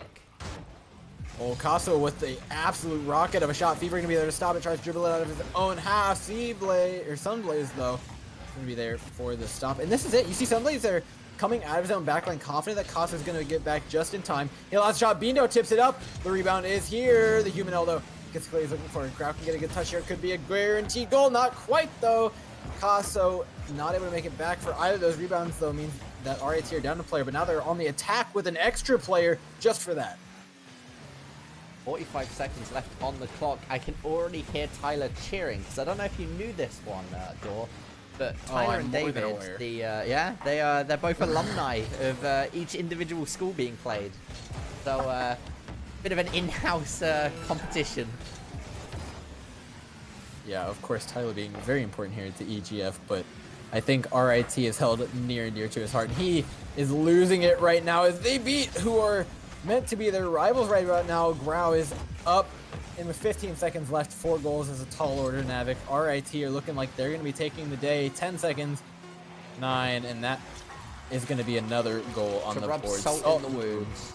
Exactly, you read my mind. On the same wavelength tonight. 7 seconds left on the clock. That is not how you want to see that ending. No, and honestly, I don't know whether I'm more impressed by RIT or UD. Usually with series like this, you can really tell who stepped up and who's kind of fallen off, or which of those was actually more important to the series. But here, first game looked completely dead even. Delaware looked like they were playing their game. RIT was stepping up the aggression, cranking it up so that Delaware had to do something about it. And then from the second game on, it was just RIT.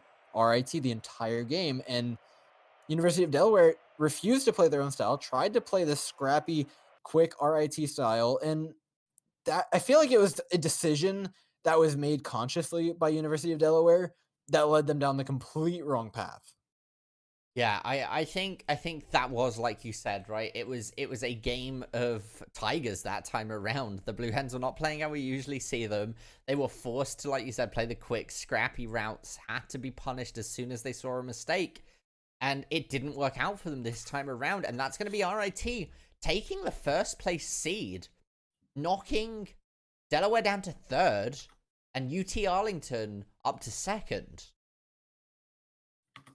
So a bit of a shift around, or yeah, that's some moving and shaking here. RIT make a solid statement, but don't go quite yet because we've got another match coming up for you guys. It's going to be University of Delaware playing up against, or pardon me, I just backwards. It's Canisius calls. Yes, yeah, Canisius College versus Niagara University.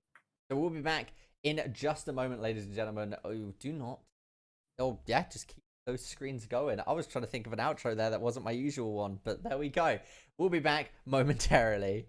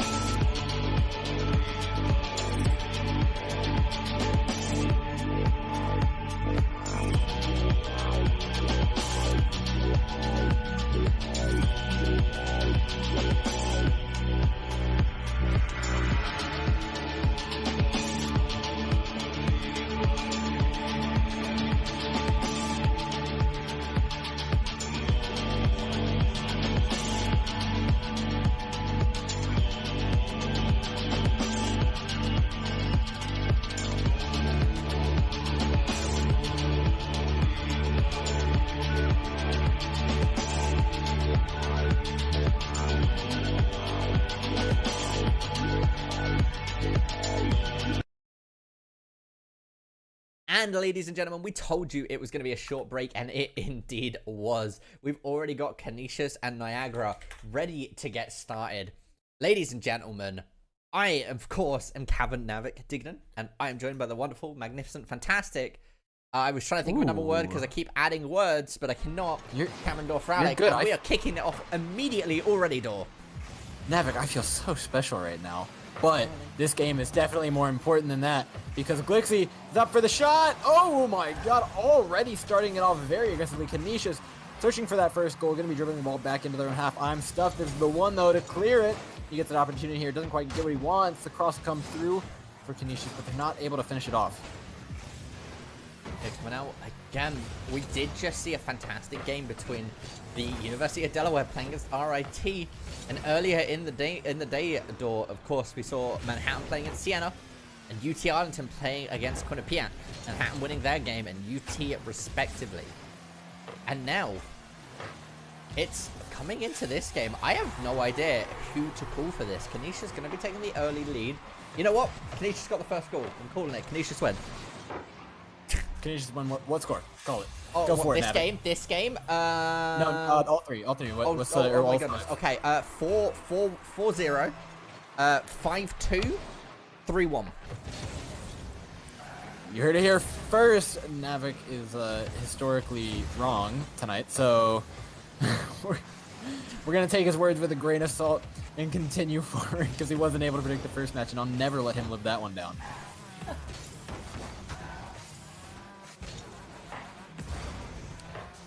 Nonetheless, though, Niagara University are back on the attack here, and they're searching for that first goal. They had the aggression earlier on in the game, but they weren't able to finish off their shots. Oss plays one off the back wall, but there's not really much to follow it up. Now, Mitt97 has to manage to get this ball out of the Niagara half one. Nobody really has all too much boost to work with, and now it's going to be Canisius on the attack. They've got the boost. They've got everything they could need to finish it off. It's Lloyd Bappo up. Can't get the height that he's looking for, though. This ball goes wide. Glixie, though, will be there for the rebound. Goodness, and that's going to be the second goal coming out for Canisius. Ready, we're a minute and 40 seconds into the round. I called a 4-0. I wonder if that's going to be accurate. I would not be too surprised. 3 minutes and 24 seconds on the clock, though, is a significant amount of time for either of these teams to get goals, and it has looked fairly close. It's just been Niagara, like I mentioned, not finishing off those opportunities. And so, moving forward into this match, I think it's really just going to be that. Playing out of your half, getting into the enemy half, getting your crosses through and getting players on top of the ball. Crazy Monkey looks for it. Oss tops it up. Trying to finish it off. Not quite, though. Nice clear by Lord Bappo. And there we go. Already a good play coming up from Lord Bappo overall. Ost here, trying to look for control. Lord Bappo's going to steal it away. The bump onto Crazy Monkey there was an interesting decision making there. I quite liked it, though. It caused... caused a lot of the aggression to disperse rather quickly, and there's going to be a demolition onto Mitt. What do you see Niagara needing to do here to try and find some breakout opportunities?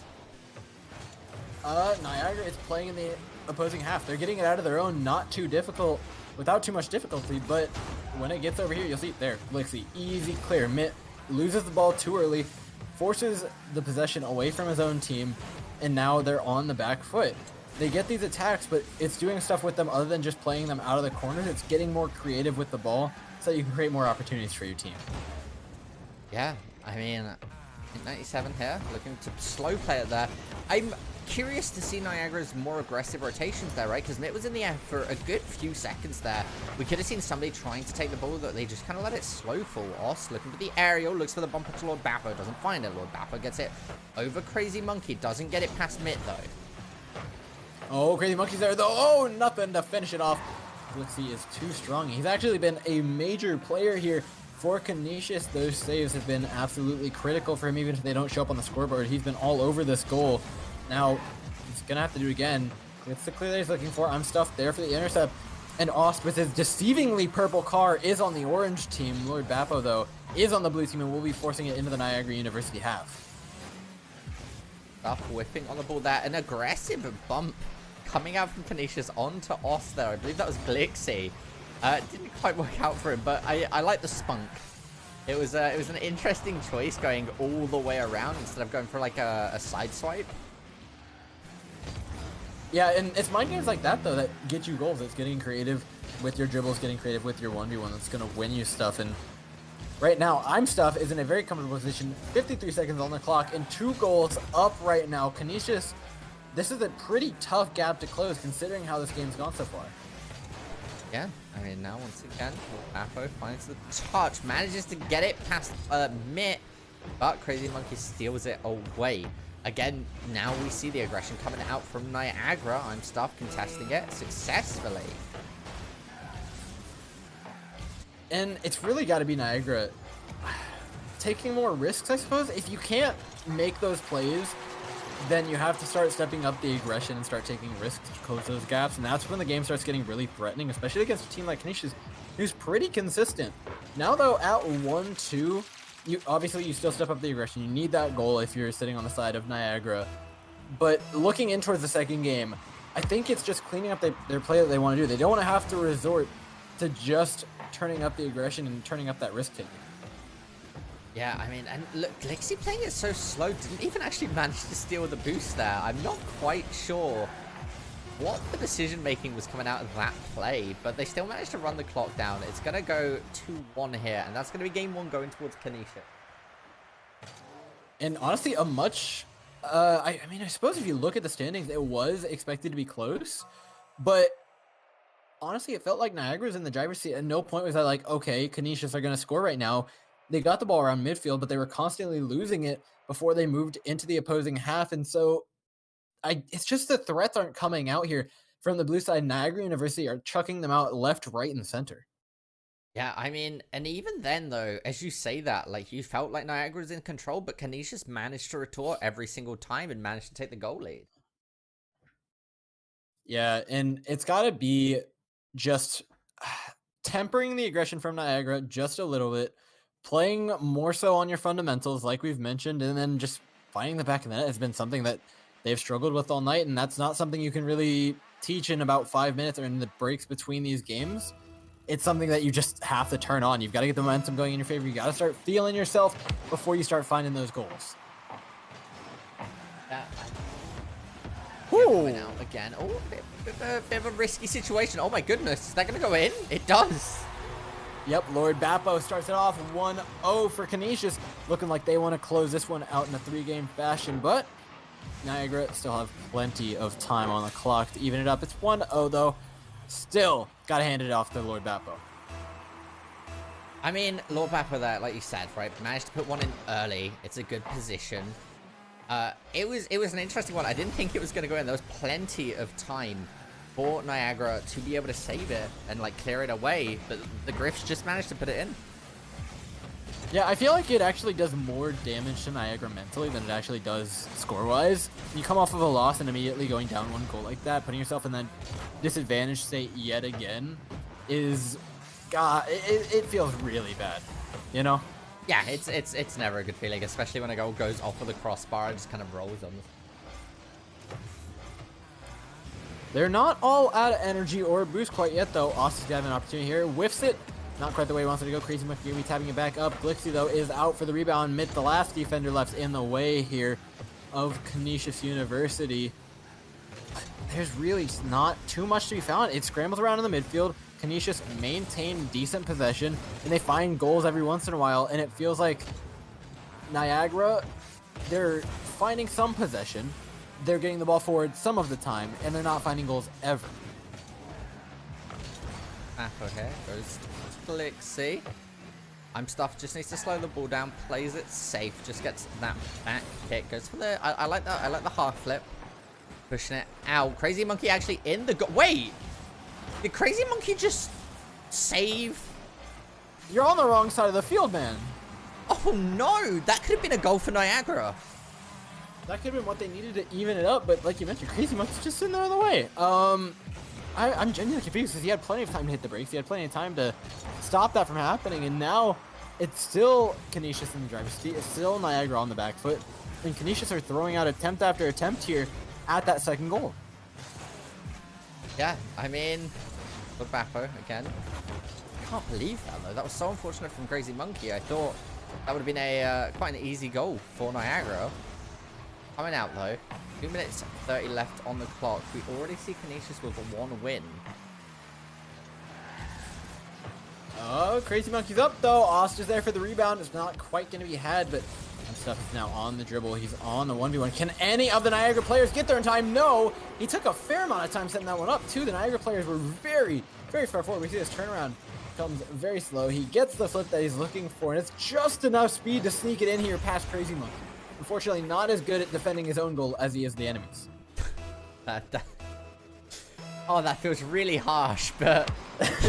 I had to go for it. Oh my goodness. You know, sometimes it does just happen like that. There is a waterfall attempt. Oh no, the whiff, though, is going to give Glix... Oh no, Glixie whiffs as well.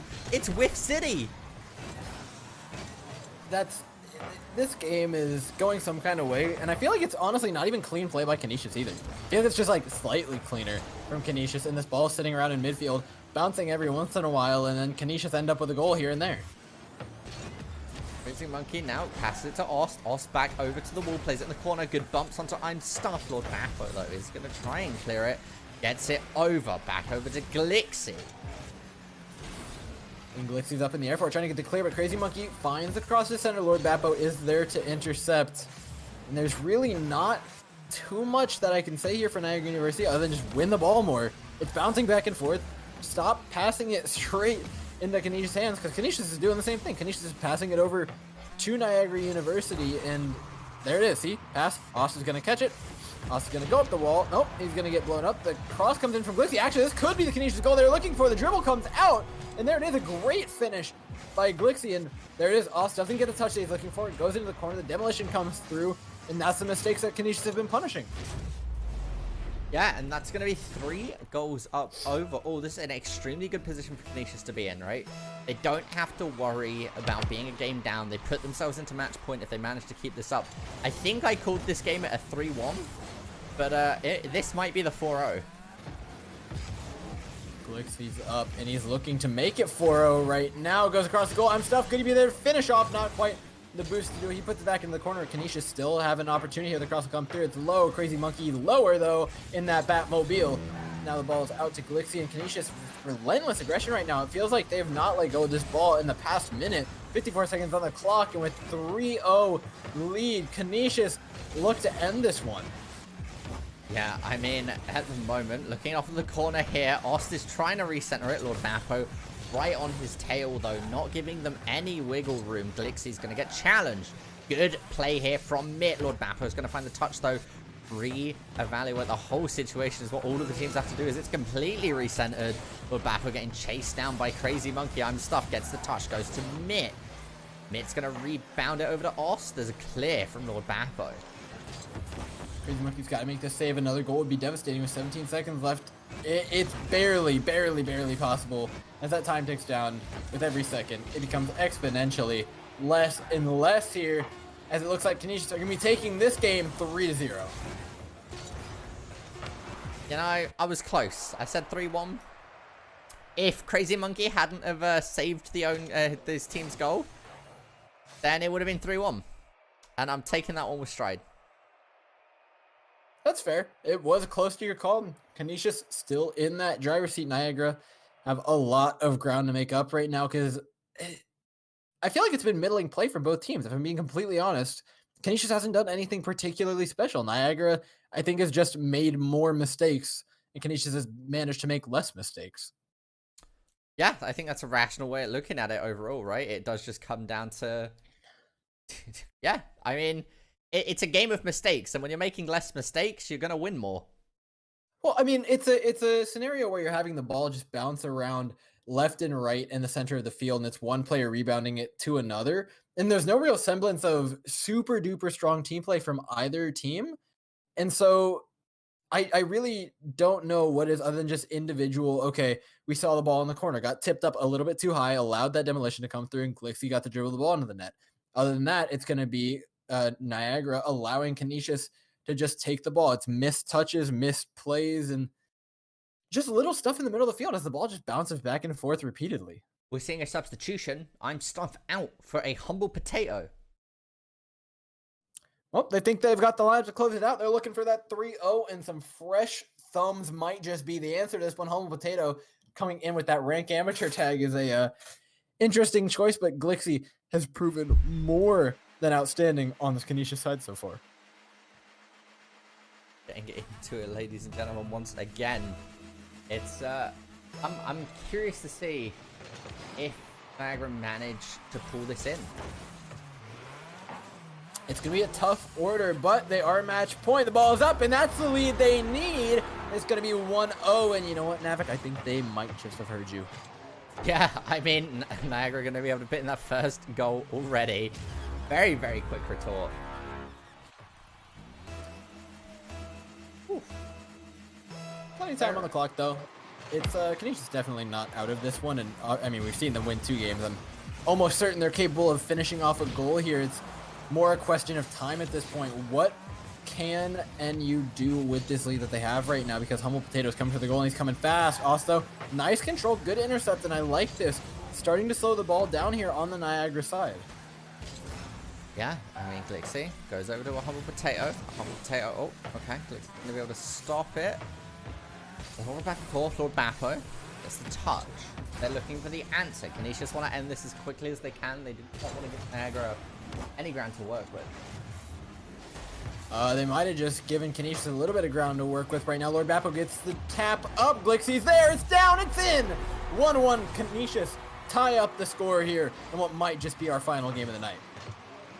Yeah, I mean, being able to tie up, we're still only the first minute in as well. I just realized it felt like this final game had been going a little bit back and forth, but we've still got 4 more minutes of it to go. Yeah, there's plenty of time for a lot of Rocket League right now, and it feels like both these teams are starting to clean it up, and Niagara have slowed the ball down and played their own possession game, and it feels like in response to that, Canisius are actually doing the exact same thing, but they sent 3 members forward. They're looking for the goal. Humble Potato, he drifts a little bit too close to the ball. A little bit too close to the sun, and it means he won't be putting that goal into the back of net. Austin, nice save, puts the ball outwards here for Niagara University, who are now going to be back on the attack, unless Lord Bappo has something to say about it. The ball's up. Nah, not quite. A little bit hopeful. Yeah, he was looking for the commitment there, but like you said, a little bit too hopeful. Home Potato, though, he's got a nice shot off the roof there. Unable to finish it, but Canisius, again, this aggression that they're able to put out by just finding more touches on the ball. It's been a back and forth game. The ball's been all over the field, but if you touch the ball more, it's just like you said in our previous match. That was a little bit, I'll say higher stakes in with a little bit of higher mechanical caliber teams. And so there it was a bit more punishing, because here when the ball is bouncing back and forth, it does become a bit more random, but I think it kind of exemplifies that fact of just get more touches on the ball. Yeah, I mean, it's almost like having ball control puts you in a better position in Rocket League, which is a game about ball control. Just think about it, Navik. Your strategy is deep, and you know what? That ball is deep into the Niagara net here as Humble Potato puts another one into his name. That's going to be his first of the night here. He's had 6 shots, though, in this game, which I think speaks to the amount of pressure that Canisius have been putting onto the back of the net of Niagara. Again, 2 minutes left on the clock. There's still plenty of time for Niagara to be able to secure this, right? Find where they need to be and clean it up. Ooh, nice shot, Glixie. Fair play to Glixie. Ball's up. A little bit of an awkward 50-50. Goes up high for it. Taps it with the bottom of his car. Of course, if you didn't know, the bottom of your car actually hits the ball less hard than the top of your car, and so it's going to be a lot better suited for just laying the ball down into the goal like that. But just as I say that, Crazy Monkey, he's off on a tear. Oh, but his teammate misses. Mitt sends it too wide, and that was a free goal staring him in the face. They still have an opportunity here. Oscar looks to tap it in, but great 50-50 there by Glixie. Again, a Humble Potato looks to put it in. The rebound. Good save coming out. 2 minutes left on the clock. Ooh. Yeah, 1 goal away, though. Oh, it's 2 goals. 2 goals away. Pardon me. Caster reading now, not caster math. It's 3-1 right now. Still enough time here for Niagara, but Canisius have proven time and time again that they can hold on to leads like this, and it's kind of similar to what we saw out of Delaware when they were winning the game against RIT. It's this stranglehold on the goal lead that they're just not willing to give up, and Humble Potatoes looks to extend it even further. Again, 3 minutes. Oh, 3 goals, 1 minute 40 on the clock. I mean, there's still plenty of time for Niagara to catch this out, even it, and then take a win. Like, this is a great opportunity for them coming out, but it just seems to be that Canisius managed to wiggle themselves out. The Griffins getting some room to spread their wings. But will they fly? Looking like it so far. 3-1 on match point. Glixie's up, and Humble Potato finds a second. It's 4-1 with 1 minute left. 3 goals in a minute 16. Navik, that's a tall order if I've ever seen one. You think Niagara University might be up to the task? I think Niagara University might be able to the task. 3 goals with their current, like, how we've seen their averages at the moment. Seems like it would be a statistical anomaly. However, I do love statistical anomalies, and they have happened in the past, and there's going to be a good start. 1 goal down, 2 to go here, a minute left on the clock, and I'll tell you what, that 1 goal makes a huge difference. Getting it so quickly with plenty of time left, 35 seconds a goal is genuinely very, very doable here, especially for a team like Niagara University. If we see Canisius make a couple more of those mistakes, it could be game over here, and we could be seeing a game 4. And there it is, another one. We said it, they come quick. A minute left, 1 goal. And the quicker they score these goals, the more likely it becomes. I did say statistical anomalies do exist, ladies and gentlemen, and that is right here. We might be seeing one. The stars are aligning as Niagara might be able to bring this one back. Glixie up, Glixie whiffs, and almost threatening another kickoff goal there. Niagara University are looking very, very scary. And we talk about the mental game, and as much as Canisius are in a pretty safe space with their match leads. Oh my goodness, they've done it! They've done it! There's 43 seconds, Navik. This game could go any way. As I said, ladies and gentlemen, you know, statistically it was not in their favor, but who follows odds and statistics? Never tell me the odds. Never tell Niagara the odds, because they're going to blow you away. They're going to do the Parsec run. Easy peasy. If Niagara keeps this up, we could see like a 9-4 if they continue scoring at this rate. I doubt it'll happen. Never mind. Niagara with the massive comeback, just like that. The victory was in Canisius' hands. They were 3 goals up, and now they're 1 goal down. Are we sure we're suited for this job, Navik? I mean, honestly, is it a commentator's curse or is it a commentator's gift? Do I give or do I take, right? We're all powerful is I think what it is. Exactly. But 25 seconds left on the clock. It's still not over. Glixie's got a nice little touch here. Capo's going to be playing it to his teammate Humble Potato, who jumps off of the wall. Gets the dribble down towards center. Glixie's going to have the shot!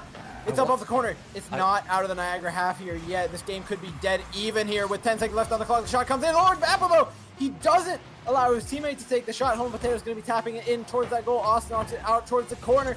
Ball's still there. Hasn't touched the ground. 1 second on the clock. This is the cross they need. Oz taps it wide. Will be going down off the wall. Humble Potato gets an opportunity, but it hits in Niagara University by the skin of their teeth. Hold on. What on earth was that? That was Niagara saying, not today, my friends. We're not getting 3-0'd. Nobody else has gotten 3-0'd tonight is what I was going to say, but that is an incorrect statement. Oh my goodness, Niagara. You know what? You know what? Legendary. Absolutely legendary. What a play. What a comeback. What a shot. I'm genuinely lost for words, which is something I am not often here, but I'll tell you what I do know. We're going to a game 4. It's still game point here for Canisius, though. Do not count them out. This reverse sweep is totally doable here by Niagara, but Canisius only need 1. That was legendary. That's probably the biggest comeback I think we've seen all season in a single game. Yeah, no, it was absolutely. What, three goals, right? It was 1-4. Yeah, I'm not sure you really get anything better than that, especially at this level of play. Comebacks get harder and harder the better these teams get because they get better at holding on to their leads, and so Niagara doing that is genuinely a spectacle. Yeah, that was incredible. We're back on the 5-minute 0-0, ladies and gentlemen. I think most of us thought we were going to be packing up, but here we are. Humble Potato sends one towards the goal, blazing in its direction. Bappo's not done yet. Canisius want blood right now. They're seeing red because they are mad about losing that game. They do not feel well, and I love the aggression we're starting to see. They're playing really actively in that midfield, and it's been netting them a lot of balls, but the ball does go across their goal regardless. Crazy Monkey's up, misses it because Glixie is there for the save. Yeah, I mean, alright, gets the rebound. The connection gets stolen away there by Glixie. Gets saved immediately by Crazy Monkey, making up for his prior mistake. Lord Bappo, though, he's got the opportunity that he's looking for. This ball will be sent back to Glixie, who in turn puts it into the Niagara University at half, and with one less player, this attack is all but dead here as Lord Bappo just tries to hold on to his possession for as long as he can, take some time off that clock, and keep the ball in the Niagara half. Yeah, I mean, oh my god, I'm still stunned, flabbergasted, if you will, right, of what we just saw in that last game. Navik, we have another game though. I know. I can't believe we've gotten here. Now it's a humble potato, and Canisius are really in the driver's seat right now. It looks like completely different from that last game. I mean, yeah, no. At the moment now we're 0-0. I don't know what happened with Niagara at the moment. They've just turned on the heat. This is an opportunity for them to find the first goal. And they will. Off the counterattack, us just casually, leisurely dribbling the ball here into the Griffin goal, and 1-0 up to 3 minutes on the clock. Canisius, can they hold on though? We saw last time they were playing from a down position. They did not look comfortable. And there's going to be, again, another point in time where they've got to start making those goals up. But they didn't look comfortable doing it last match. Can they do it now is the question. You know, I'm trying to think of a word that expresses my current state, and I think stupefied is the correct, like, analogy. I guess analogy is not the correct, but, you know, the correct, my brain is just not working. Niagara turned on the heat to 11. It only goes up to 8. Like, they're playing like they're on fire. Yeah, and honestly, I thought Canisius came in this match with a lot of momentum. They came in like they looked like they were looking for the win, but Niagara finding one goal, and all of a sudden, it looks like the same Canisius that we were seeing not but 5 minutes ago, where they're starting to play on their back foot, play hyper defensively, and not start searching aggressively for those goals. They don't need to search super duper aggressively though, do they? Because now Niagara are going to be able to... Okay, well, as soon as I say that, Canisius guy's kicking back in, eh? Alright, that's evening it up though. It's 1-1 here. We're back to square one as well, as Canisius evens up the score up against Niagara University. Again, remember, if Niagara University end up losing this match, or losing this game, that will be match, but they're still searching for that reverse sweep, and I know that Canisius are dreading it. That momentum would be horrible for them moving on into next week. Mitz, though, looking to make it 2-1. He faces down Lord Bappo, who wins the 50-50. Another one goes up high. Nobody taking this one. Home Potato, though, staying a little bit too low. Nice touch by Glixie, though. I like this one a lot. It buys his team a ton of time to get out and into position. Now Home Potato wins his own 50-50 up in the air. Plays it out, but Austin's going to be there to intercept. Now, again, all right, attempted the intercept. Ost is looking to find it. A Humble Potato steals it away. Lord Bappo goes to a Humble Potato. Challenged. Re-centers. Bappo and Glixie are going to be on it. Bit of miscommunication coming out, but that pinch could have been deadly for Canisius. Oh no, there's a bit of an accident there. It's a bit of back and forth. Now with 1 minute 16 left on the clock, you can almost say that the next goal might just seal this one out. These teams are so close, and I feel like Canisius is fighting for their life just as hard as Niagara is, because they know if it goes to one more game that their mental state is going to be in a very rough spot. Lord Bappo's in though. Glixie whiffs as well. Ball's up high, it's dropped low, and Humble Potato's there for the shot. It's wide, just high. Glixie throwing himself at the ball. Desperation in his windshield here, as he just wants this ball into the back of the net. But Mitt is a wall in front of this goal. Crazy Monkey's going to be there for the clear, and that might just be this push nullified out of Canisius. I can't, like, at the moment, 30 seconds left on the clock. We might be going into overtime. If Niagara can find this right here, they've got the pressure. They're in the advantage state at the moment. 30 seconds left onto the clock. Oh no, this could have been... Okay, Glixie's going to be able to clear it. I was going to say that could have been absolutely disastrous for Canisius. Yeah, but it's not. In fact, they have the ball in the NU half, and they're playing very aggressively. You can tell they want this to go out now, like any further, and I think there's just no way that you start feeling those jitters of, are we about to get reverse swept? But the shot! Oh my god, Ost is just quick enough to stop Humble Potatoes' rocket towards the goal, and now with that, it's going to be overtime, 3-2-1, and we're already into it. It's golden goal. First one to score here wins. Austin's up. He's searching for the ball, but a nice clear by Lord Baptist is going to put it back into the NU half. Demolition, though, puts him down. Remember, this can be a huge play here for Canisius. Unless Aust can't find this goal. He's got the ball up. It flicks it over. Home Potato there for the save. Taps it down on top. Aust thought he would finish it off. Crazy Monkey's up. He's down, but the ball not in. It's just not happening. Humble Potato here. Austin's going to look for the retort. There's going to be saved here by Lord Bappo. Humble Potato gets the boost. Lord Bappo's going to be in control. Looks to get it past Crazy Monkey. Past Glixie. That's going to be one. We see the boost getting picked up by Ost again. Mitt managing to set it up for his teammate. Ost going to get into the corner.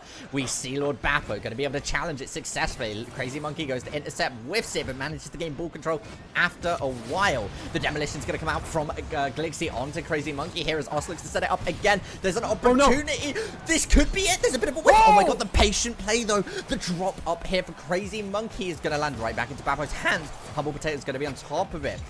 Ladies and gentlemen, this could be like, we could be going to game 5 or we could be ending it any second now. The momentum is back into Canisius' side. They've got it in Niagara's side of the field, but there's nobody in defense. Oh no, there we go. Glixie manages to rotate. I was going to say, if we see a single mistake, this could be absolutely horrendous. That overtime tick down, and both these teams just put the pedal to the metal, stepped on it, turned up the aggression to max. And the thing about that is, this second anybody slips up at all, it's going to be a goal going into the back of your net. Humble Potato, he's got a really good opportunity. Can he finish it off? That's it! The flick gets up, it's over, and Canisius seal out the night 3-1. Oh my goodness. Talk about some heart-stopping situations there as that came in so close. But we do see Canisius, the team of a Humble Potato, Glixie and Lord Bappo managed to take the win. A Humble Potato putting in the last one, the substitute for their team, manages to put it in, and that's going to be Canisius taking the victory tonight, ladies and gentlemen, in a borderline jaw-dropping comeback from Niagara. Managing to find a game, managed by an astronomical chance as well. They came back with 4 goals, 3 goals. Yeah, it was a 3-goal difference, and they got the 4th to finish it off before overtime. Yeah, I mean, I can't believe what we just saw. We thought that RIT versus Delaware was going to be the best set of the night. I think Canisius with Niagara may have been able to outperform it. I'm going to be honest. Yeah, no, I'll be honest too. Yeah, that was definitely the more competitive game, and I really enjoyed every second of that. I was just as committed as the players were, I think, to that game. I was quite literally jumping out of my seat at the end there. Ladies and gentlemen, what a fantastic game to close the night on. I hope everybody has had a wonderful time. Of course, if you want to keep up with all the action and the updates, make sure to follow us on Twitter and Twitch at @OfficialEGF. I, of course, am Kevin Navik Dignan. You can follow me on Twitter at NavikCasts. And I've been Dor. You can find me on Twitter at Dor_cast. But thank you, everybody, for coming out tonight. That's going to be all we have, and we'll be back with you guys next week. Yeah, we'll see you with more epic gamer moments then. We'll be there.